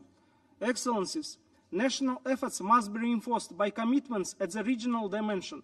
In this context, the 5 countries of Central Asia, with the support of the UN, have created the Women Leaders Caucus to develop effective ways to fully realize the creative and peacemaking potential of women throughout Central Asia. At the regional level, our country is focusing on Afghanistan with a multidimensional approach of conflict prevention and resolution, recovery, reintegration, and humanitarian assistance. Lack of access to quality and inclusive education, especially in the rural areas, is the main obstacle to achieving women's empowerment. Therefore, Kazakhstan, together with the European Union and UNDP, is continuing implementation of the program to educate Afghan girls in its universities. We encourage donor countries to allocate a greater number of scholarships for women and girls from the conflict-affected countries. Kazakhstan is also financially contributing to a regional program for Central Asia and Afghanistan of the UN, European Union-led Spotlight Initiative, and several other important regional initiatives. Kazakhstan will continue to support the WPS agenda and the multilateral efforts aimed at achieving gender equality, peaceful societies, and inclusive governance. Thank you for your attention. I thank the representative of Kazakhstan for their statement. I now give the floor to the representative of the Dominican Republic. Gracias, señor presidente. Colegas, en Ruanda, después del genocidio de 1994, las mujeres representaban más del 60% de la población y se encontraron ante la monumental tarea de reconstruir una nación destrozada. Su liderazgo y esfuerzos incansables no solo transformaron el tejido social de un país, sino que también sentaron las bases para una paz duradera y una reconciliación nacional. Y en Afganistán, donde la situación de las mujeres es devastadora e inmensamente preocupante, ellas continúan luchando contra la opresión y por la defensa de los derechos humanos. A pesar de los obstáculos y sin importar la escala de los retos que enfrentamos, las mujeres no nos damos por vencidas. Señor presidente, las mujeres y las niñas siguen siendo blanco de violencia de género, incluida la explotación sexual. Y esto no solo destruye vidas, sino que también mina la confianza en las instituciones y socava los cimientos de la paz. Todos debemos actuar con urgencia y determinación para garantizar que los perpetradores sean llevados ante la justicia y que las víctimas reciban el apoyo y la protección que merecen. La ausencia de las mujeres en los procesos de paz prolonga la violencia, la inestabilidad y dificulta la construcción de sociedades pacíficas y equitativas. Para cambiar esto, es preciso considerarlas como agentes activos de cambio y no como víctimas pasivas. Este Consejo de Seguridad tiene la responsabilidad de promover la integración de una perspectiva de género en todas sus decisiones y políticas y asegurar que cada resolución y cada acción que se tome refleje un compromiso genuino con la igualdad de género. El grupo informal de expertos sobre mujeres, paz y seguridad ya está haciendo un importante trabajo en el análisis de este Consejo sobre la situación de las mujeres y las niñas y los asuntos de género en el terreno, proporcionando conocimientos, información y recomendaciones focalizadas. Esto contribuye notablemente al desarrollo de políticas, estrategias e iniciativas más efectivas para promover la igualdad de género y garantizar los derechos de las mujeres y las niñas en situación de conflicto. Sin embargo, es importante que las recomendaciones del grupo sean diseminadas sistemáticamente y se hagan más públicas en aras de crear la abogacía necesaria y que todas las partes, todos nosotros, podamos apoyar en esa tarea. No se trata de cumplir con requisitos legales, sino de crear un mundo donde las niñas y las mujeres puedan prosperar sin temor a la violencia y la discriminación. Las prioridades del secretario general, sentadas en la década para la Agenda Mujeres, Paz y Seguridad, supone un momento clave para lograr un cambio significativo. En ese sentido, es imperativo garantizar una financiación adecuada, predecible y sostenida para la consolidación de la paz y el mantenimiento de la paz. Es fundamental que las mujeres y los jóvenes constructores de paz, sus organizaciones e iniciativas reciban la financiación suficiente y que las mujeres emprendedoras puedan ser esos agentes de cambios en entornos afectados por conflicto. Colectivamente, podemos construir ese mundo donde la plena, igualitaria y significativa participación de las mujeres en la toma de decisiones relacionadas con la paz y la seguridad sea la norma y no la excepción. I thank the representative of the Dominican Republic for their statement. I now give the floor to the representative of Qatar. شكرا لكم السيد الرئيس. نشكركم على عقد هذا الاجتماع الهام لتقييم التقدم المحرز في تنفيذ الخطة المتعلقة بالمرأة والسلام والأمن. كما أتقدم بالشكر إلى الأمين العام للأمم المتحدة والمديرة التنفيذية لهيئة الأمم المتحدة للمرأة ورئيس اللجنة الدولية للصليب الأحمر وممثلي المجتمع المدني على توصياتهم القيمة صباح اليوم. السيد الرئيس، presented you for the recommendations we heard this morning.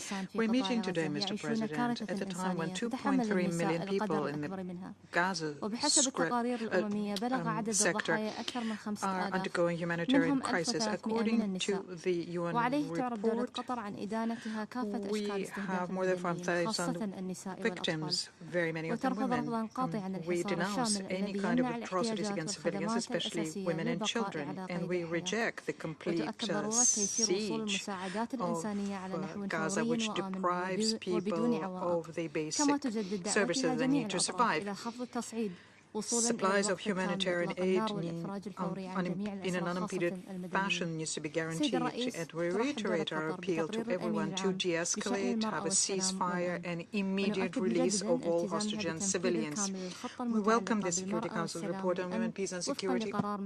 We reiterate our commitment to implement the plan on women, peace and security under Resolution 1325 and relevant resolutions. Active involvement of women in building peace, including peace operations and peace-building operations, contribute greatly to improving the outcomes during the conflict and post-conflict. We are working to empower women and enable their participation in all areas in our country. The participation of our women has reached a very high level. We are creating opportunities for women to improve the level of contribution nationally, regionally, and internationally.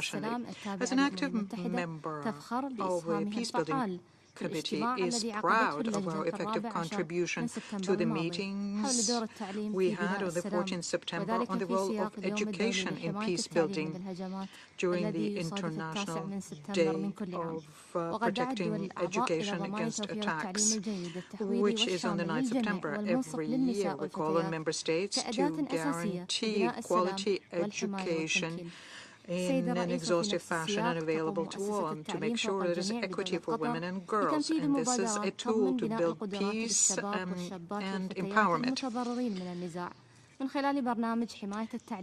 Education for all. Now, we have initiatives in my country, Qatar, to protect education in conflict and insecurity, and to make sure that it is available, to make sure that we train the active elements of society. We also contribute towards strengthening and training capacity, building capacity of the young people in the Middle East and North Africa in such areas as humanitarian action, and this is done under the aegis of Ayadar al-Here for Asia,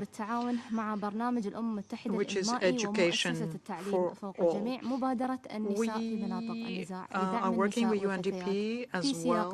We have an initiative to strengthen and promote the role played by women and children in post-conflict situations. We are also committed to monitor the implementation of the outcome of the high-level conference on the young and the peace process, which was hosted by my country, Qatar, together with Colombia, Finland, and United Nations in 2022. This includes a 5-year strategy on the young people and peace process and the guidelines to operationalize the plan on the young people, peace and security. Was emphasizing a role played by the young girls. By way of concluding, I would like to underscore that we are committed to move forward and participate in all of the efforts made nationally, regionally, internationally to implement the plans on women, peace and security. I thank you, Mr. President. I thank the representative of Qatar for their statement. I now give the floor to the representative of Namibia. Thank you, Mr. President. The adoption of Resolution 1325 23 years ago was done with a clear vision: to promote women's participation in efforts and processes aimed at pursuing peace and security, to enable the prevention of all forms of violence against women and girls, to support the protection of women in conflict and non-conflict situations, and to situate women not only as victims but also as key actors in the development of gender-responsive peace and security policies and programming. Namibia's commitment to the WPS agenda is anchored in our full appreciation that the WPS agenda is applicable to all situations, non-conflict, conflict, and post-conflict, as it promotes the equal participation of women and men in peace processes and development efforts at all levels, and further calls for the provision of equal opportunity and enjoyment of economic and social justice by all. Namibia condemns the ongoing suffering, violence, and abuse of women and children in all conflicts raging across the world. In this connection, we express the need for an end to hostilities in all conflicts and to put stronger emphasis and support to peace processes through dialogue and diplomacy. In such processes, women are not only to be discussed as victims, but indeed as direct stakeholders. Their contribution to finding solutions to peace and security is essential and must be encouraged. As a practical tool to support this, Namibia, in the run-up to the 20th anniversary of the adoption of Resolution 1325, launched the International Women's Peace Center, taking on the challenge of further conceptualizing and operationalizing the concept of women's influence in peace processes. Mr. President, for the full implementation of the WPS agenda to occur, the full and meaningful participation of women in the political, economic, and social aspects of states and societies also needs to occur. The inclusion of women in traditional security institutions alone will not help to ameliorate the gaps of implementation. The persistent pushback against women's rights poses a significant obstacle to achieving gender equality worldwide. Discrimination, cultural norms, and systemic biases continue to limit women's access to education, economic opportunities, and political participation. This resistance to women's empowerment impedes progress in gender equality, perpetuating inequalities. As we look towards the future, and as we prepare for the 25th anniversary in 2025, we appreciate the broad mainstreaming of UN Security Council Resolution 1325 and the implementation of the WPS agenda. I urge us all to translate rhetoric into tangible benefits by developing and implementing comprehensive national action plans, investing in capacity building and gender-responsive budgeting, enacting legal and policy reforms which include the use of quotas, targets, and incentives to increase women's participation, promoting supportive environments, and collecting sex disaggregated data to track progress. These measures collectively empower women's active participation in peace and security processes while safeguarding their well-being, fostering gender equality, and advancing the goals of WPS initiatives. I thank you. I thank the representative of Namibia for their statement. I now give the floor to the representative of Portugal. Thank you, Mr. President, and let me start by thanking Brazil for convening this important debate. I also want to thank the briefers for this morning very precious inputs and views. Portugal aligns itself with the statement delivered by the European Union and the groups of friends of women, peace and security. Mr. President, it is imperative to look at Resolution 1325 and take stock of the evolution in the several dimensions it covers: the promotion of women's access to decision-making positions, gender equality and the protection of women and girls from violence during and after conflict, and the adoption of a gender perspective to prevent and mitigate the impact of conflicts on women and girls. There are remarkable initiatives that foster the achievements of some of these aims, as the shared commitment on WPS, so far signed by 16 Security Council member states, the Uniform Gender Parity Strategy for Women in Peacekeeping, and the Global Alliance of Regional Networks of Women Mediators. However, huge gaps persist as women underrepresentation from peace and security has not deeply changed. Despite the efforts of the Secretary-General on gender balanced representations, women inclusions in informal peace talks is still incipient or entirely lacking. The percentage of women in UN-led peace talks has decreased for the last 2 years. The percentage of peace agreements that include provisions on gender equality or women's rights is still meagre. Therefore, Mr. President, we need to redouble our efforts to achieve women's full, equal and meaningful participation as peace negotiators, mediators and signatories of peace agreements. Second, in a world shattered by more and more conflicts and crises around the world, it is essential to ensure that WPS initiatives translate into concrete changes for local female population and that their safety is guaranteed, including for those more exposed to violence as human rights defenders and journalists. The protection of human rights in conflict situations is fundamental, and we need to mainstream a gender perspective in responding effectively to an increasing security threats. Mr. President, in Portugal, we are preparing now our fourth national action plan for women, peace and security. We have been introducing the dimension of the Resolution 1325 in all areas of political activity, resulting in several national strategies on gender equality and the prevention and elimination of gender-based violence with impact on our foreign policy in bilateral and multilateral relations, as well as in our development cooperation. We believe that the empowerment of women and girls demands a special focus on education that must be complemented by awareness campaigns that also include men and boys to dismantle gender stereotypes and bias. We have committed to increase the number of training on WPS, particularly for the national detachment forces or personnel participating in international peacekeeping missions, together with the dissemination of codes of conduct. To conclude, Mr. President, let me underline that ensuring the meaningful participation of women in public life and decision-making is not only a moral obligation, but also an essential driver of peace. I thank you. I thank the representative of Portugal for their statement. I now give the floor to the representative of Egypt. Thank you, Mr. President. Mr. President, at the outset, I would like to express appreciation for Brazil for holding this annual open debate that is becoming more and more relevant against the backdrop of the proliferation of conflicts that are having disproportionate impacts on women and girls across the world. My delegation thanks also the briefers for their input this morning, and we take note of the report presented by the Secretary General and the updates contained therein.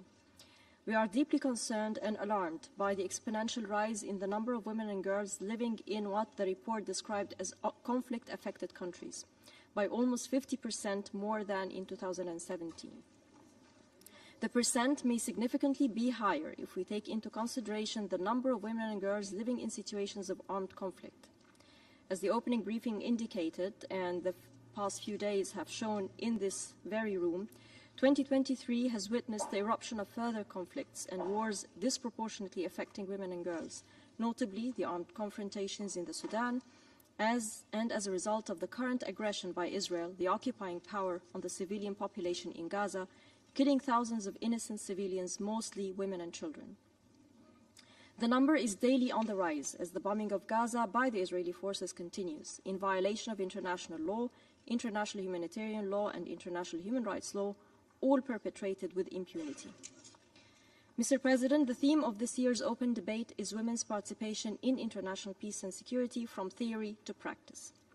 Egypt, as a supporter of the Women, Peace and Security Agenda, adheres to the tenet of this agenda as elaborated in Security Council Resolution 1325 on the equal participation of women and their full involvement in maintaining and promoting peace and security, and the need to increase the role in decision-making on conflict prevention and resolution.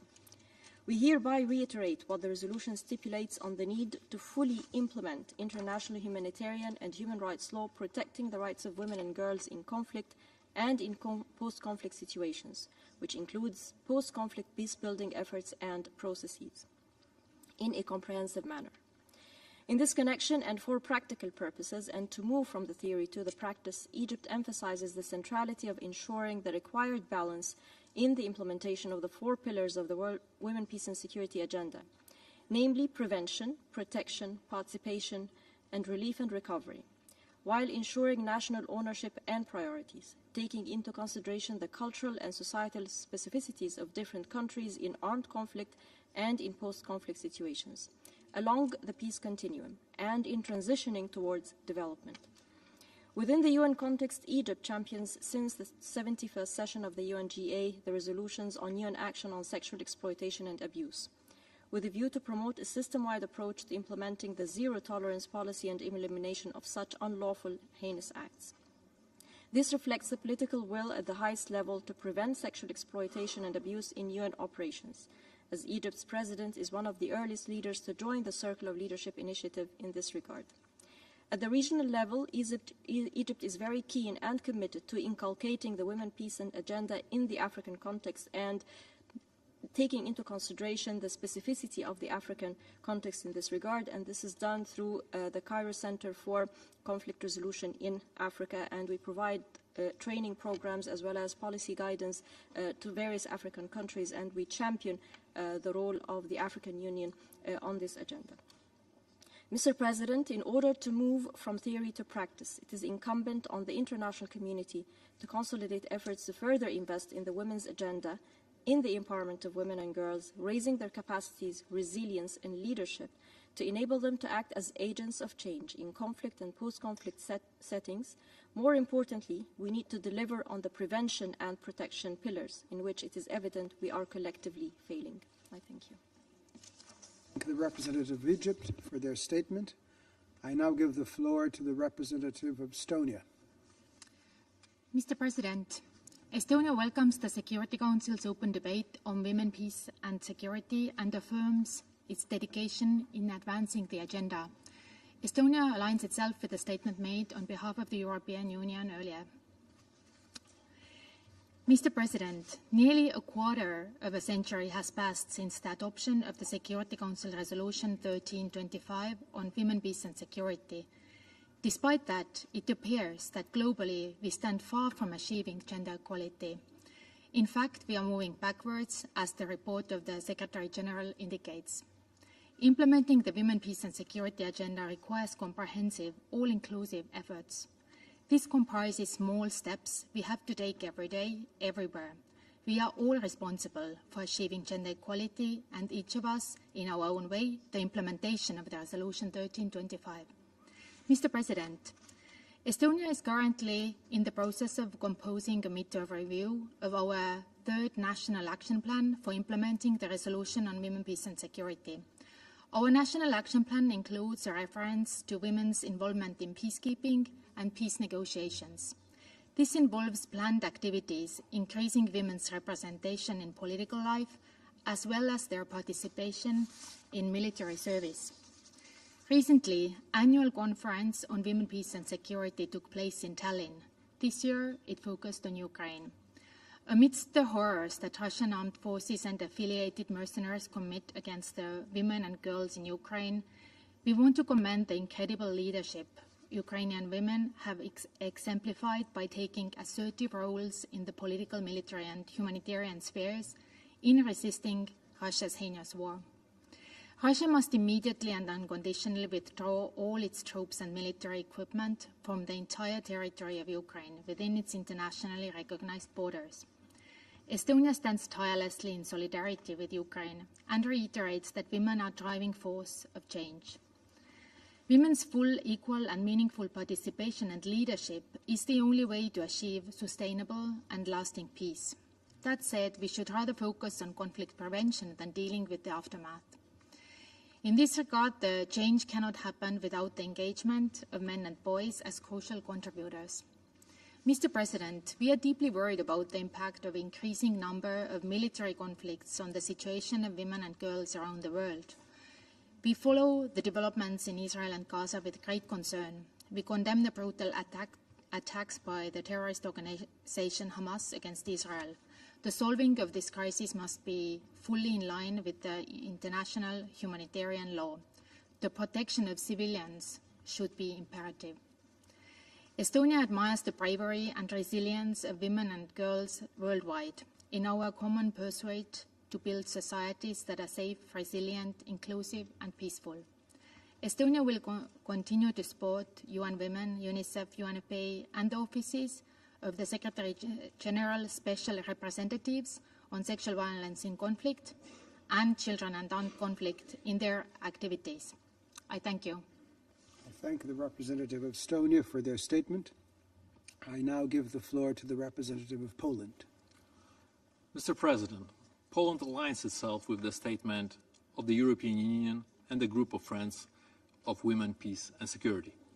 We thank Brazil for hosting this debate and are hopeful that it will serve as a catalyst for significant advancements in the promotion of women's inclusion across all facets of the WPS agenda, as we draw closer to the 25th anniversary of the landmark UN Security Council Resolution 1325. Women's leadership still needs recognition. All past Security Council resolutions on WPS acknowledge women's unique experiences, which should be brought into policy making, instead of seeing them only as victims of armed conflict. Actions that hinder their political engagement and curb their public activity have a negative impact on crisis prevention and post-conflict recovery. We must harness this untapped resource of strong women as change agents. Political and financial measures are key to protecting the rights of women and promoting their role, including in UN peacekeeping and political missions.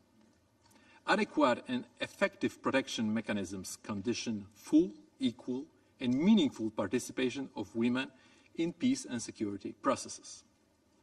As the imminent neighbor of Ukraine, we have witnessed how the Russian aggression against this country has highlighted the crucial role played by women human rights defenders.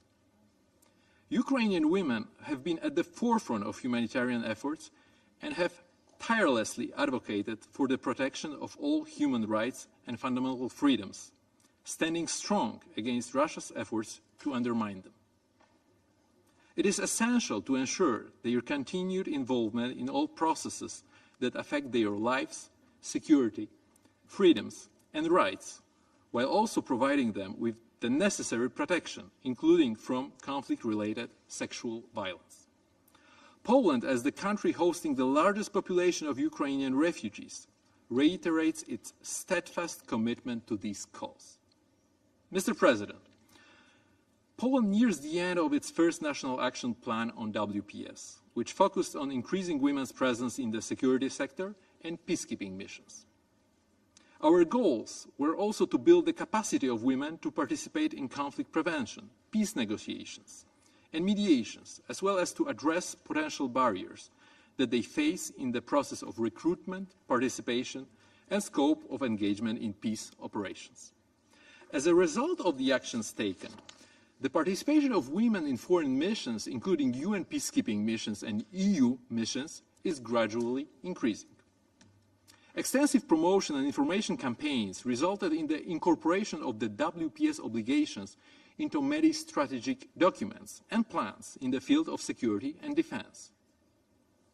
Further empowering women in uniformed services and their greater inclusion in the security and defense policy making are the priorities of Poland's future second National Action Plan. To conclude, Poland is ready and willing to continue promoting the WPS agenda and also within the UN Women Executive Board, including as its prospective bureau member in 2024. We stand committed to the WPS agenda and look forward to playing a more significant role in advancing this crucial cause. I thank you. I thank the representative of Poland for their statement. Before giving the floor to Slovakia, I share with council members and speakers that the intention is, with the presidency, is to continue this meeting until 9 p.m. Then it will be suspended and resumed tomorrow afternoon. I now give the floor to the representative of Slovakia. Thank you, Mr. President. Slovakia fully aligns itself with the statement delivered by the European Union, and allow me to add some additional remarks in my national capacity. If we want peaceful and prosperous societies for all, we cannot afford to ignore half of the population. Therefore, it is crucial to ensure women's safety and the right to act. We must also be all on the same page about what is our aim here, because it has never been only about women being protected as victims, but equally importantly, it has always been, and it always will be, about women being empowered as decision makers. Marginalizing women does not keep them safe. Empowering women keeps them safe. almost 25 years since the resolution 1325 was adopted, the progress has not been sufficient. The road to safety and equality for women has been slow and filled with too many detours and returns. We have seen some inspiring breakthroughs that we applaud, but way too many backslides we regret. Mr. President, Slovakia faces challenges of its own but spares no effort in implementing women's peace and security agenda when it comes to empowering women at home and helping women abroad. The Slovak government implements its first WPS National Action Plan for the period 2021-2025. We feel encouraged by the recent increase in share of women in the military, which reached 22% among new conscripts. Representation of women serving in armed forces is now about 15%. We believe this trend will continue and will translate also into increased number of women actively serving in the United Nations PKOs.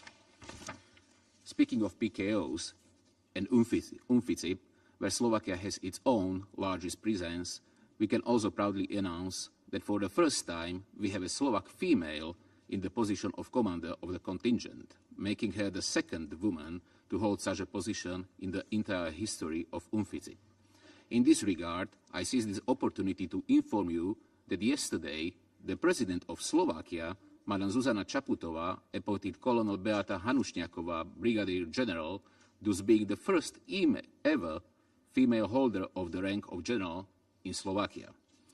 Slovakia supports women also abroad, as feminist perspective is now inseparable part of all our endeavors in the development assistance projects, where Slovakia places women and girls at the center. Our aim is clear and simple. Societies where women's safety and rights are fully ensured are simply more peaceful and prosperous. It is a win-win for all. Slovakia shall spare no effort to ensure that this goal becomes the reality. Mr. President, it is a shame that women continue to be disproportionately impacted by conflict situations, despite their substantive contribution to conflict prevention and resolution. We strongly condemn the continued use of the sexual violence against women and girls as a war tactic, including by the Russian Federation during its aggression against Ukraine. We welcome all effective action that have been adopted to combat sexual and gender-based violence.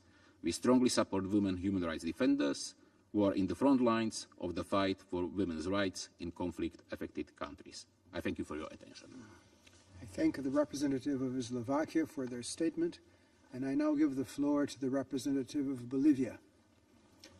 Muchas gracias, presidente. Thank you very much, sir. Permítame agradecer a usted y a su país por la convocatoria a este debate anual sobre mujeres, paz y seguridad en el actual contexto de crisis multidimensional e intereses geopolíticos que ponen en riesgo la paz y la seguridad internacionales. Asimismo, destacamos el informe brindado por el secretario general Antonio Guterres, la distinguida directora ejecutiva de ONU Mujeres y las demás panelistas de la presente sesión. Señor presidente, quiero rendir homenaje a las mujeres y niñas que sufren las consecuencias de las guerras y conflictos que afectan desproporcionadamente a mujeres y niñas.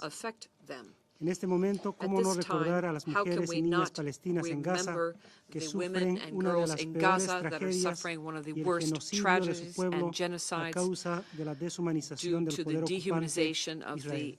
Israeli occupying a 23 años de la adopción 23 years de la after the resolución adoption of Resolution 1325 por el Consejo de 1325 Seguridad by de the las Security Naciones Council of Unidas, the United Nations, según los datos del informe de la according to the Secretaría data General, of the solo el Secretariat, 16% only de los negociadores en 16% procesos de of paz negotiators liderados in por la peace ONU son processes mujeres. led by Por otro lado, the UN are el led by informe de ONU involved Mujeres women. menciona que Also, las the guerras y UN Women conflictos Report armados, mentions that conflict and especialmente armed en el último ataque a conflict and Gaza, war, especially the el most recent attack on 67% de las Gaza, víctimas son mujeres 60% of y the niños. victims are Debemos children reconocer and women. que la We must resolución acknowledge that 1325 marcó Resolution un hito histórico 1324 al reconocer la hit intersección historical entre género y milestone seguridad. in recognizing Subraya the la relationship importancia de between la gender and participación plena security, y efectiva de las mujeres en todas promotes las full fases de la and prevención y effective resolución de conflictos, participation of así women como la in consolidación de la paz.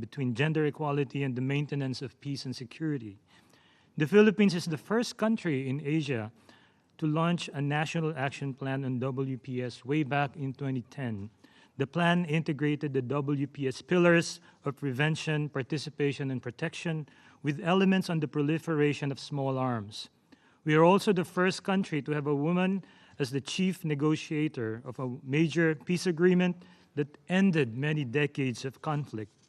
We are now in the process of finalizing the fourth generation of our National Action Plan, which covers a 10-year planning and implementation horizon from 2023 to 2033. The latest iteration of the plan, built on the lessons learned from previous NAP-WPS, and underscores the country's recognition of the dynamic and complex role that women play before, during, and after conflict as agents of peace, leaders, survivors, and part of the vulnerable sector.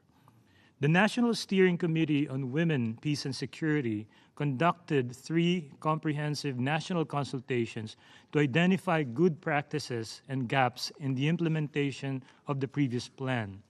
The National Steering Committee on Women, Peace and Security engaged networks of civil society organizations, sectoral and community-based organizations, NGOs, and academic institutions to identify good practices and gaps in the implementation of the previous plan. The new National Action Plan builds upon the findings of complementary and collaborative national-level multi-stakeholder evaluations of the 2017 to 2022 National Action Plan. It upholds the principles outlined in our Magna Carta of Women, which emphasizes the promotion and protection of women's rights, particularly in conflict situations. Some of the key lessons learned include the importance of anchoring the action plan on human rights and women's agency. There is also a need to strategically integrate WPS into the gender and development plans and budgets of local and national government agencies, as well as expand space for CSO participation.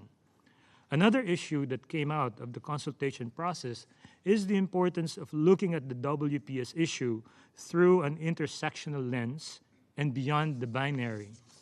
Indeed, the effective implementation of the WPS agenda requires a multifaceted approach to gender equality and women's rights.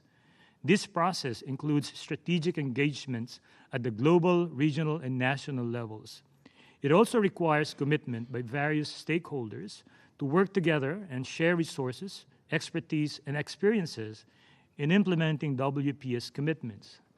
Mr. President, the Philippine Development Plan 2023 to 2028 recognizes that ensuring peace and security as essential foundations of sustainable development needs a whole-of-government approach with gender mainstreaming as one of its cross-cutting strategies. This is further reinforced by the 5-point Peace, Reconciliation, and Unity Agenda, which follows the principle of conflict sensitivity and peace promotion, whole-of-society approach, and empowerment towards meaningful participation. At the subnational level, we are pleased to note that the Bangsamoro Women Commission recently launched the Regional Action Plan for Women, Peace, and Security. This initiative, which is slated to be implemented until 2028, will enhance the meaningful participation and leadership of women and girls in the Bangsamoro region in conflict prevention, peace building, and governance, thus contributing towards the broader peace and development agenda. At the international level, the Philippines has deployed women peacekeepers and military observers in UN missions and is working to increase women's participation in these missions. We recognize the importance of women's leadership in building fair and peaceful communities and in all aspects of conflict prevention, peace, and reconstruction. Mr. Chair, we are deeply concerned about the serious impact on women of the ongoing conflicts in Ukraine and Gaza, particularly in terms of health, safety, and access to essential services. Any escalation of violence not only perpetuates instability, but also exacerbates vulnerabilities and inequalities faced by women. We strongly urge all parties to cease hostilities and prioritize the protection and empowerment of women in their response and recovery efforts. As we approach the 25th anniversary of the agenda, the Philippines renews its commitment to gender equality and the full, equal, and meaningful participation of women in peace and security matters. We are open to cooperating with member states, the UN, and the international community in sharing best practices and lessons learned in order to accelerate the successful implementation of the 1325 Agenda across the world. Thank you, Mr. President. I thank the representative of the Philippines for their statement. I now give the floor to the representative of Argentina. Muchas gracias, señor presidente. En primer lugar, queremos agradecer a Brasil por la convocatoria de este importante debate abierto. Mediante la resolución 1325, este Consejo de Seguridad por primera vez reconoció el rol central que las mujeres deben jugar en la prevención y resolución de conflictos. Desde entonces, el mundo es más consciente de la contribución positiva de las mujeres en situaciones de conflicto y de por qué es necesaria su participación significativa en los procesos de prevención, mantenimiento y consolidación de la paz. En este sentido, quiero destacar la prioridad asignada por nuestro gobierno y la sociedad argentina al logro de la igualdad y equidad de género, tanto a nivel internacional como nacional. Para la Argentina, la implementación de las resoluciones del Consejo de Seguridad relativa a las mujeres, paz y la seguridad es un eje primordial de su política exterior y está en consonancia con su posición sobre el respeto por los derechos humanos, el derecho internacional humanitario, su participación histórica en las misiones de paz y el ofrecimiento de asistencia humanitaria a través de la Comisión de Cascos Blancos. Mi delegación sostiene una visión integral de la paz, donde los compromisos internacionales en relación a la transversalización del género y la defensa de los derechos humanos de las mujeres deben estar garantizados a nivel nacional para luego ser correctamente reflejados en las acciones que el país emprenda en el ámbito internacional a través de su política exterior, en especial en relación con la paz y seguridad y la asistencia humanitaria. Estamos comprometidos a seguir apoyando todas las políticas de género que busquen la paz y la igualdad y a darle continuidad en nuestro país a través de la implementación de nuestro segundo Plan Nacional de Acción para la implementación de la Resolución 1325 y sus subsidiarias, aprobado en 2022, el cual apunta a profundizar las políticas de género en relación con la participación significativa de las mujeres en los lugares de toma de decisiones, la protección de sus derechos humanos, en particular respecto de la tolerancia cero a la violencia sexual en conflicto, el combate a la trata de personas en clave interseccional y de manera transversal al interior de varios organismos nacionales. Asimismo, se introducen acciones específicas sobre diplomacia preventiva y mediación, ciberseguridad y cambio climático. Sin embargo, más allá de los avances registrados en la normativa internacional sobre el tema y los planes nacionales ya de tercera y cuarta generación en algunos países, persisten importantes brechas y se registran pocos avances en su plena implementación. Lamentablemente, estos logros no se reflejan en el terreno. La realidad de los sucesos actuales nos muestra que hay un número creciente de grupos armados para quienes la desigualdad de género es un objetivo estratégico y la misoginia parte de su ideología central. Señor presidente, por otra parte, la exclusión de la participación de las mujeres en los procesos de paz sigue siendo una constante. Y esta exclusión necesariamente da lugar a acuerdos que, por un lado, no contemplan sus derechos y necesidades y, por otro, socavan la sostenibilidad de los procesos de paz. Teniendo en cuenta el impacto que tienen los conflictos en la vida de las mujeres, es fundamental que quienes tienen el poder de influir en la conformación de la mesa de negociación garantice que las mujeres tengan un asiento y una participación equitativa y sustantiva. Pero esta participación no puede ser significativa si, además, no se garantiza la protección física de las mujeres. Es un hecho lamentable que las mujeres negociadoras, activistas, políticas y defensoras de los derechos humanos continúan siendo atacadas por motivo de su involucramiento en un proceso de paz, incluso a través de la violencia sexual. En este sentido, deseo resaltar el papel que le otorga Argentina a la participación significativa de las mujeres en los procesos de mediación. A instancias de mi país se lanzó en 2021 la Red Regional de Mediadoras del Cono Sur, la cual constituye un importante logro regional de trabajo en conjunto entre los socios del Mercosur y Chile, y fue creada en consonancia con la relevancia que otorga el secretario general de las Naciones Unidas al rol de la diplomacia preventiva, la prevención de los conflictos y la mediación en el contexto internacional actual.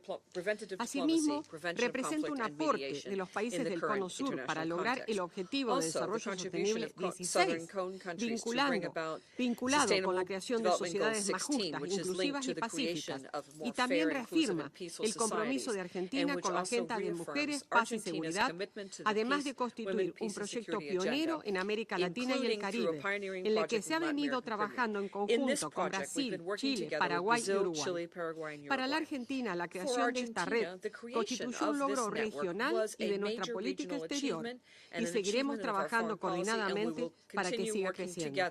Señor presidente, otro componente fundamental para el avance de la agenda de las mujeres, la paz y la seguridad es la financiación. El estudio global de 2015 sobre la implementación de la resolución 1325 del Consejo de Seguridad destacó un fracaso persistente para financiar adecuadamente la agenda de mujer, paz y seguridad. El estudio recomendó que los estados, las organizaciones regionales y las agencias dentro del sistema de las Naciones Unidas asignen al menos 15% de todos los fondos relacionados con la paz y la seguridad para programas que aborden las necesidades específicas de las mujeres y promuevan la igualdad de género.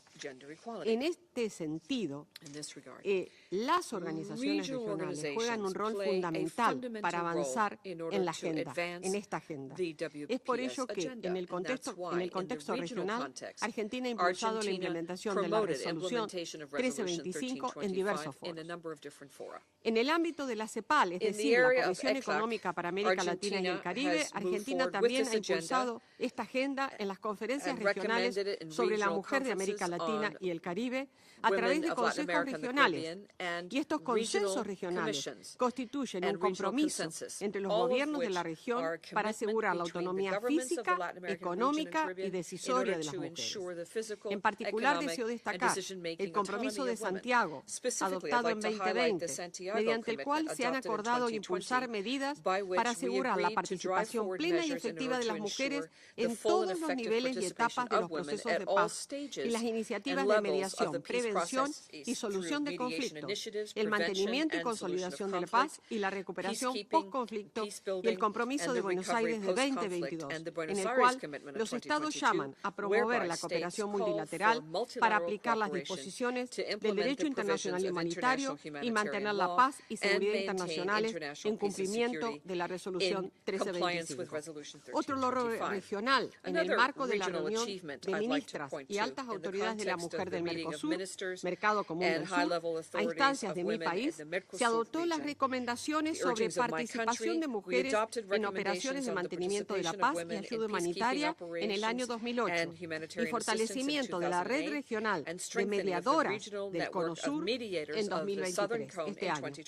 Por último, teniendo en cuenta que ya hace 23 años que se adoptó la resolución 1325 y se ha venido trabajando en el seno de las Naciones Unidas para fortalecer la agenda de mujeres, paz y seguridad, y atento al tenor de los conflictos internacionales recientes y actuales, deseo apelar a nuestra responsabilidad colectiva para proteger y garantizar el cumplimiento y la observancia de todo el conjunto de las resoluciones del Consejo de Seguridad sobre mujeres, paz y seguridad, para no claudicar ante la evidencia desgarradora del poder de la violencia extrema y seguir apostando a la diplomacia multilateral a los efectos de garantizar de manera operativa esta normativa internacional acordada en este marco, en las Naciones Unidas, para que la misma no se transforme en palabras vacías. La agenda de las mujeres, paz y seguridad debe ser una de las prioridades, no solo de este Consejo de Seguridad, sino de las Naciones Unidas en su conjunto. Las mujeres somos agentes de cambio y pilares comunitarios. Argentina continúa comprometida con esta visión y entiende a la agenda de mujeres, paz y seguridad como un elemento clave en los esfuerzos para la consolidación de la paz y la seguridad internacional. Muchas gracias, señor presidente. I thank the representative of Argentina for their statement. I now give the floor to the representative of Czechia. Well, thank you, Mr. President. First of all, let me just thank Brazil for organizing today's open debate, and of course many thanks to all the briefers for their valuable insights. Czechia aligns itself with the statements delivered by the EU and by the group of Friends of Women, Peace and Security, and I would like to add a few remarks in my national capacity.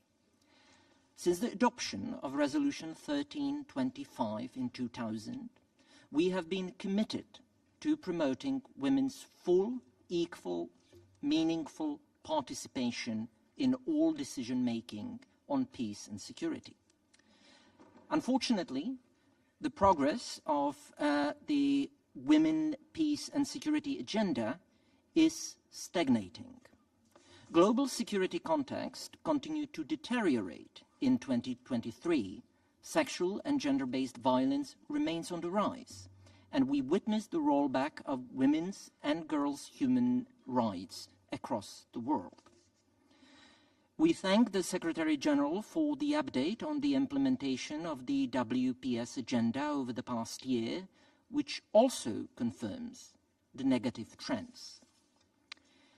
As the 25th anniversary of Resolution 1325 approaches, it is essential that this Council and the international community recommit to improving the implementation of the Women, Peace and Security agenda in response to the challenges of today's world. We need to accelerate action to protect and uphold the full spectrum of human rights of women and girls, and to ensure their full, equal and meaningful participation in all spheres of public life and decision-making. Any intimidation, attacks against women human rights defenders, peace builders, women journalists and civil society must be condemned, and perpetrators must be held accountable. We call on all parties to armed conflicts to fully comply with their obligations under international humanitarian law and human rights law, including the prohibition on all forms of sexual violence and thorough investigation of any instance reported. Mr. President, we are appalled by the horrible attacks on women and girls in Israel by Hamas, the use of sexual violence as tactics of war in Ukraine, Sudan and other ongoing conflicts, and we recall Resolution 1820 of this Council. It is necessary to promote solutions to end the suffering of women and girls in conflict-affected situations and strengthen the global response to these crimes. Mr. President, we must do everything in our power to bridge the gap between verbal commitment and the tangible implementation of the WPS goals. Czechia remains committed to making progress on these fronts, including through our second National Action Plan, which aims to strengthen women's participation and leadership in our defense, foreign and security policy. We will continue to advocate for the rights of all women and girls as a current member of the Human Rights Council, the Commission on the Status of Women, and on other multilateral platforms. Mr. President, women's participation and leadership in peace and security issues must become a norm in order to bring about the change and results we want to achieve. I thank you. I thank the representative of Czechia for their statement. I now give the floor to the representative of Peru. Señor Presidente, Mr. President, al dirigirme ante el Consejo de Seguridad, reafirmo con rotundidad el compromiso del Perú con los propósitos y principios de la Carta de las Naciones Unidas, en especial el de mantener la paz y la seguridad internacionales para el beneficio de nuestros pueblos. Asimismo, quiero resaltar y felicitar la proactiva labor del Brasil desde la presidencia de este importante órgano. Es evidente que cimentar la paz requiere un esfuerzo multánime y sin exclusiones. Por ello, se hace imperativa la necesidad de que desde las Naciones Unidas se patrocine con mayor énfasis el empoderamiento político y social de las mujeres y se aliente su participación plena en las distintas instancias y procesos de la toma de decisiones en todos los ámbitos de la sociedad política y civil. La resolución del Consejo de Seguridad 1325 de octubre del año 2000, hito fundamental en el reconocimiento de las mujeres como partícipes relevantes en la consecución de los propósitos y fines de la Carta, constituye una sólida base para reforzar sin ambajes su derecho de ejercer plenamente y sin omisiones el conjunto de libertades y derechos derivados de la dignidad humana. Las capacidades de las mujeres respecto a su vinculación con las poblaciones vulnerables y su influencia sobre la conducta del personal uniformado han demostrado gran efectividad en el cumplimiento de los mandatos en las operaciones de paz. El gobierno del Perú respalda plenamente las acciones que viene desarrollando el Departamento de Operaciones de Paz de las Naciones Unidas en correspondencia con la iniciativa Acción para la Paz y la Agenda Paz, la Agenda Mujeres, Paz y Seguridad para la aplicación de estrategias de paridad de género para el personal uniformado de los años 2018-2028. En esa línea de conducta, valoramos que en el informe del Comité Especial de Operaciones del Mantenimiento de la Paz año 2023, adoptado en la 85ª sesión plenaria de la Asamblea General, se ha subrayado la importancia de la incorporación de la perspectiva de género en las operaciones de paz como una cuestión transversal en todas las etapas relativas al análisis, la planificación, la ejecución y la presentación de informes. Señor Presidente, el Perú ha alcanzado el 18% de participación general de personal femenino en las operaciones de paz, con un 44% de expertas de misión y un 13.18% de su participación en contingentes militares. Es dable resaltar que a octubre de este año contamos con 45 mujeres asignadas sobre un total de 256 efectivos militares peruanos desplegados en operaciones de paz en República Centroafricana, República Democrática del Congo, Sudán del Sur, Abyei y Líbano. Para el año 2024 aspiramos a alcanzar el 20%, para lo cual nos mantenemos en estrecha coordinación con ONU Mujeres y el fondo de la iniciativa ELSI. Finalmente, deseo ratificar comprometidamente la voluntad política del Perú de continuar promoviendo la más activa participación de nuestras ciudadanas en la toma de decisiones políticas y cívicas. Combatir con toda firmeza todas las formas de violencia de género e impulsar su contribución en el fomento de la paz y la seguridad internacional. La hermosa, sacrificada y extenuante tarea en pro de la confraternidad de entre todos los pueblos exige el compromiso de hombres y mujeres con paridad y de derechos compartidos. Que así sea. Muchas gracias. Shared duties and rights. Thank you. The representative of Peru for their statement. I now give the floor to the representative of Austria. Thank you, Mr. President. Austria aligns itself with the statements made on behalf of the EU and on behalf of the Group of Friends on Women, Peace and Security. We thank Brazil for organizing this annual open debate on women, peace and security and commend the Secretary General, UN Women Executive Director Sima Bahous, and ICRC President Mirjana Spoljaric for their presentations and deep commitments to the WPS agenda. Let me also thank civil society briefers for sharing their insights. This year's report shows that the implementation of the WPS agenda faces more challenges than ever. As the Secretary General said this morning, in 2022, the number of women and girls living in conflict-afflicted countries reached 614 million. A 50% increase compared to 2017. This is paired with an immense backlash against the rights of women and girls. Again, another example. At least 7 of the women who briefed the Council in 2022 were targets of reprisals afterwards. Clearly, Despite a robust framework of applicable international norms since the adoption of Council Resolution 1325, we are still far from achieving the goals we set ourselves on the WPS agenda. Mr. President, Austria deplores all conflict-related sexual violence which primarily targets women and girls. We condemn the brutal and indiscriminate terrorist attacks by Hamas on Israeli civilians and the use of sexual violence by Hamas against women and children in the strongest possible terms. All hostages must be released immediately and without precondition. Israelis and Palestinians alike deserve respect for their human rights and have the rights to live in peace and security. All sides must uphold international humanitarian, human rights, and international law.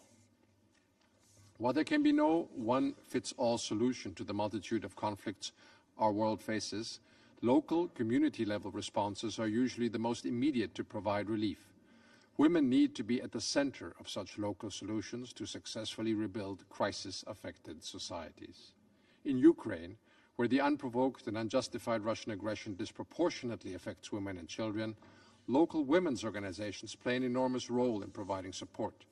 We confirm our support for UN Women and such organizations in Ukraine. Austria also remains deeply alarmed by the situation in Afghanistan, where systematic discriminations against women and girls may amount to gender persecution. We commend the strong Afghan women that continue to persevere, standing up to extreme aggression, and voice our continued support to the Afghan Women Advisory Group that involves Afghan women in humanitarian coordination processes and strategic discussions. We applaud the achievements of civil society, local women peace builders, and women human rights defenders, such as the Global Network of Women Peace Builders and its partners who continue to work on the implementation of the WPS agenda on a daily basis, despite the tremendous risks involved. Mr. President, Austria pledged commitments of over 11 million euros in the context of the WPS Humanitarian Action Compact. We increased multi-year funding to the WPHF from 5 million to 9.7 million euros until 2025. We also remain committed to increasing the number of women among military personnel, including military staff sent on peacekeeping missions, and renew our call for the Security Council's systematic inclusion of the WPS agenda in all mandates of UN peacekeeping and political missions. The implementation of the WPS agenda requires joint action. We must all work together to amplify the voices of women leaders and ensure their full, equal, and meaningful participation at all levels of peace and transition processes. This is the only way to ensure inclusive and sustainable peace. Thank you. Thank the representative of Austria for their statement. I now give the floor to the representative of Greece. Thank you, Mr. President. Excellencies, I would like to begin by thanking Brazil for convening today's annual debate on women, peace and security, dedicated to women's participation in international peace and security, as well as our distinguished speakers for their thorough interventions. While fully aligning with the statements delivered by the European Union, as well as the group of friends of WPS, please allow me now to make some additional remarks under my national capacity. It is a truth commonly acknowledged that while armed conflict disproportionately affects women and girls, still they are underrepresented or, in many cases, absent in peace processes. Nonetheless, women's participation makes peace talks more inclusive since it allows diverse voices to be heard, more issues to be discussed, and therefore renders peace agreements more gender responsive and sustainable.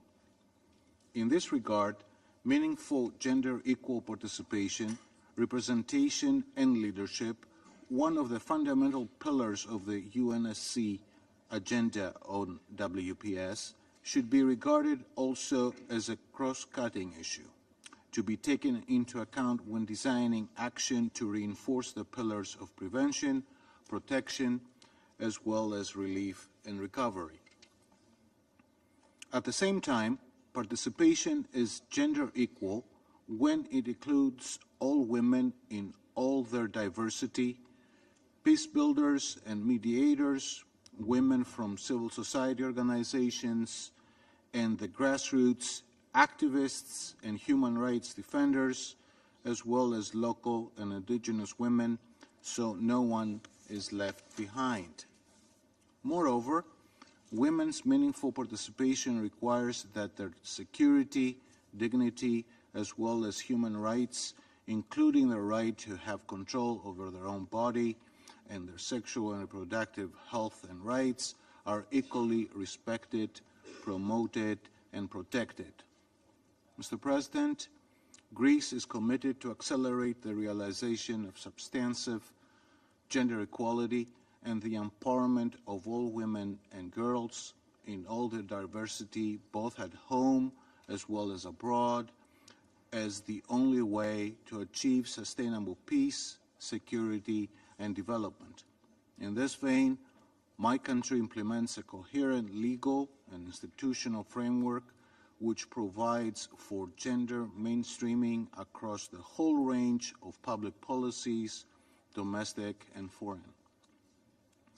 Having said that, Greece also includes women, peace and security among the priorities of its candidacy as a non-permanent member of the UN Security Council, and if elected, intends to keep the issue high on its agenda. Thank you very much. I thank the representative of Greece for their statement. I now give the floor to the representative of Panama. Señor Presidente, agradezco la convocatoria a este debate sobre los desafíos y logros en la implementación de la resolución 1325 para transicionar de la teoría a la práctica en cuanto al rol de las mujeres en la paz y la seguridad internacionales, al acercarnos al 25 aniversario de esta resolución que ha abierto un camino para visibilizar el efecto de los conflictos armados en mujeres y niñas y destacar el rol fundamental que ellos tienen en su prevención y resolución, así como en las operaciones de mantenimiento y consolidación de la paz y en la acción humanitaria a nivel internacional. Los conflictos y la violencia a nivel global se incrementan y la violencia de género continúa siendo una práctica generalizada que afecta a las mujeres y niñas de manera desproporcionada.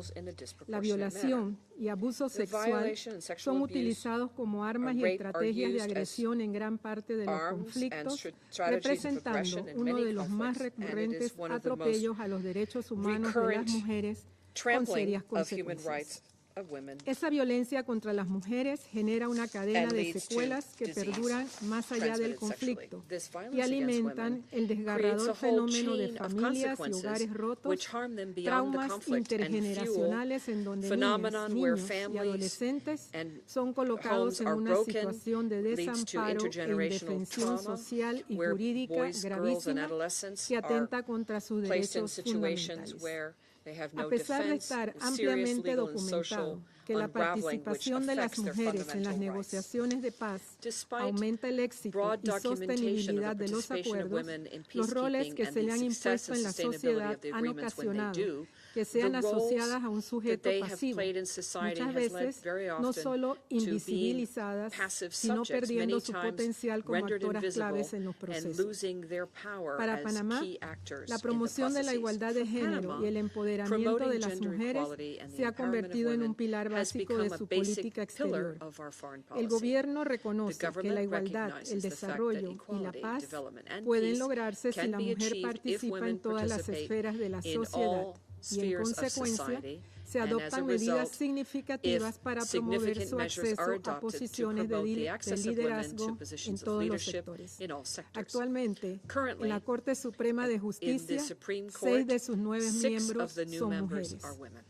Considerando que la violencia y la discriminación existen previo a la escalada de un conflicto, Panamá busca fortalecer la labor de las mujeres panameñas como constructoras de paz desde los estamentos de seguridad, procurando que su accionar sea efectivo en el mantenimiento de la convivencia pacífica como elemento clave para el desarrollo del país.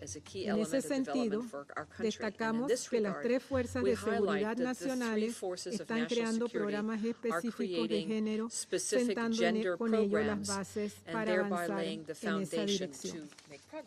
Presidente, a pesar que la comunidad internacional cuenta con un marco normativo cada vez más sólido sobre mujer, paz y seguridad, continúa existiendo una enorme brecha entre lo que hemos acordado y lo que se logra en la práctica. De los actos de violencia contra la mujer se genera una experiencia traumática, tanto a nivel individual como en el tejido social, perpetuándose en medio del silencio y la impunidad. Por esto, la documentación, el seguimiento de agresiones y violaciones cometidas contra las mujeres y niñas y la rendición de cuentas son elementos esenciales en todos los esfuerzos de paz, y estos actos y crímenes no pueden quedar sin castigo. Conmemorar la resolución 1325 no debe limitarse a un recordatorio anual. Las mujeres en el mundo que se encuentran en medio de situaciones de conflicto no pueden esperar nuestro llamado a la acción cada año. Este es un compromiso que debemos realizar diariamente de manera sistemática. Alzamos nuestra voz aquí por aquellas que ya no lo pueden hacer e invitamos a movilizar esfuerzos a fin de detener las graves agresiones que sufren mujeres y niñas hoy y sufrirán mañana en contextos de conflictos.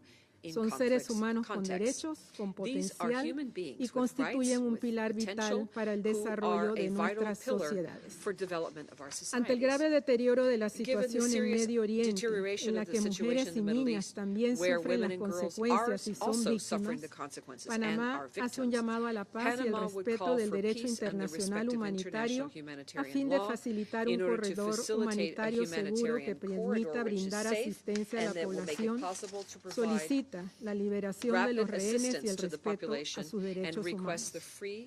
De resultar electos como miembro no permanente en este Consejo para el periodo 2025-2026, nos comprometemos a ser un firme aliado de las mujeres y niñas dentro de este foro y a continuar respaldando la implementación de iniciativas enmarcadas en la Agenda de Mujeres, Paz y Seguridad, convencidos de su potencial transformador para otorgar voz y un rol protagónico a nuestras mujeres, jóvenes y niñas en la construcción de la paz y el desarrollo sostenible. Gracias, Presidente. Thank the representative of Panama for their statement. I now give the floor to the representative of Bangladesh. Thank you, Mr. President. I thank the Presidency of Brazil for organizing this important debate. I also thank the Secretary General and other distinguished briefers for their remarks. Bangladesh aligns itself with the statement made by Canada on behalf of the Group of Friends on Women, Peace and Security. Mr. President, at the outset, I express my delegation's full commitment to this important agenda. Having been born out of a devastating war that caused 200,000 women suffer from conflict-related sexual violence, we prioritized women's equal participation in all our post-conflict recovery efforts. Our painful legacy has also inspired us to play a key role as a non-permanent member of the UN Security Council in the adoption of WPS Founding Resolution 1325.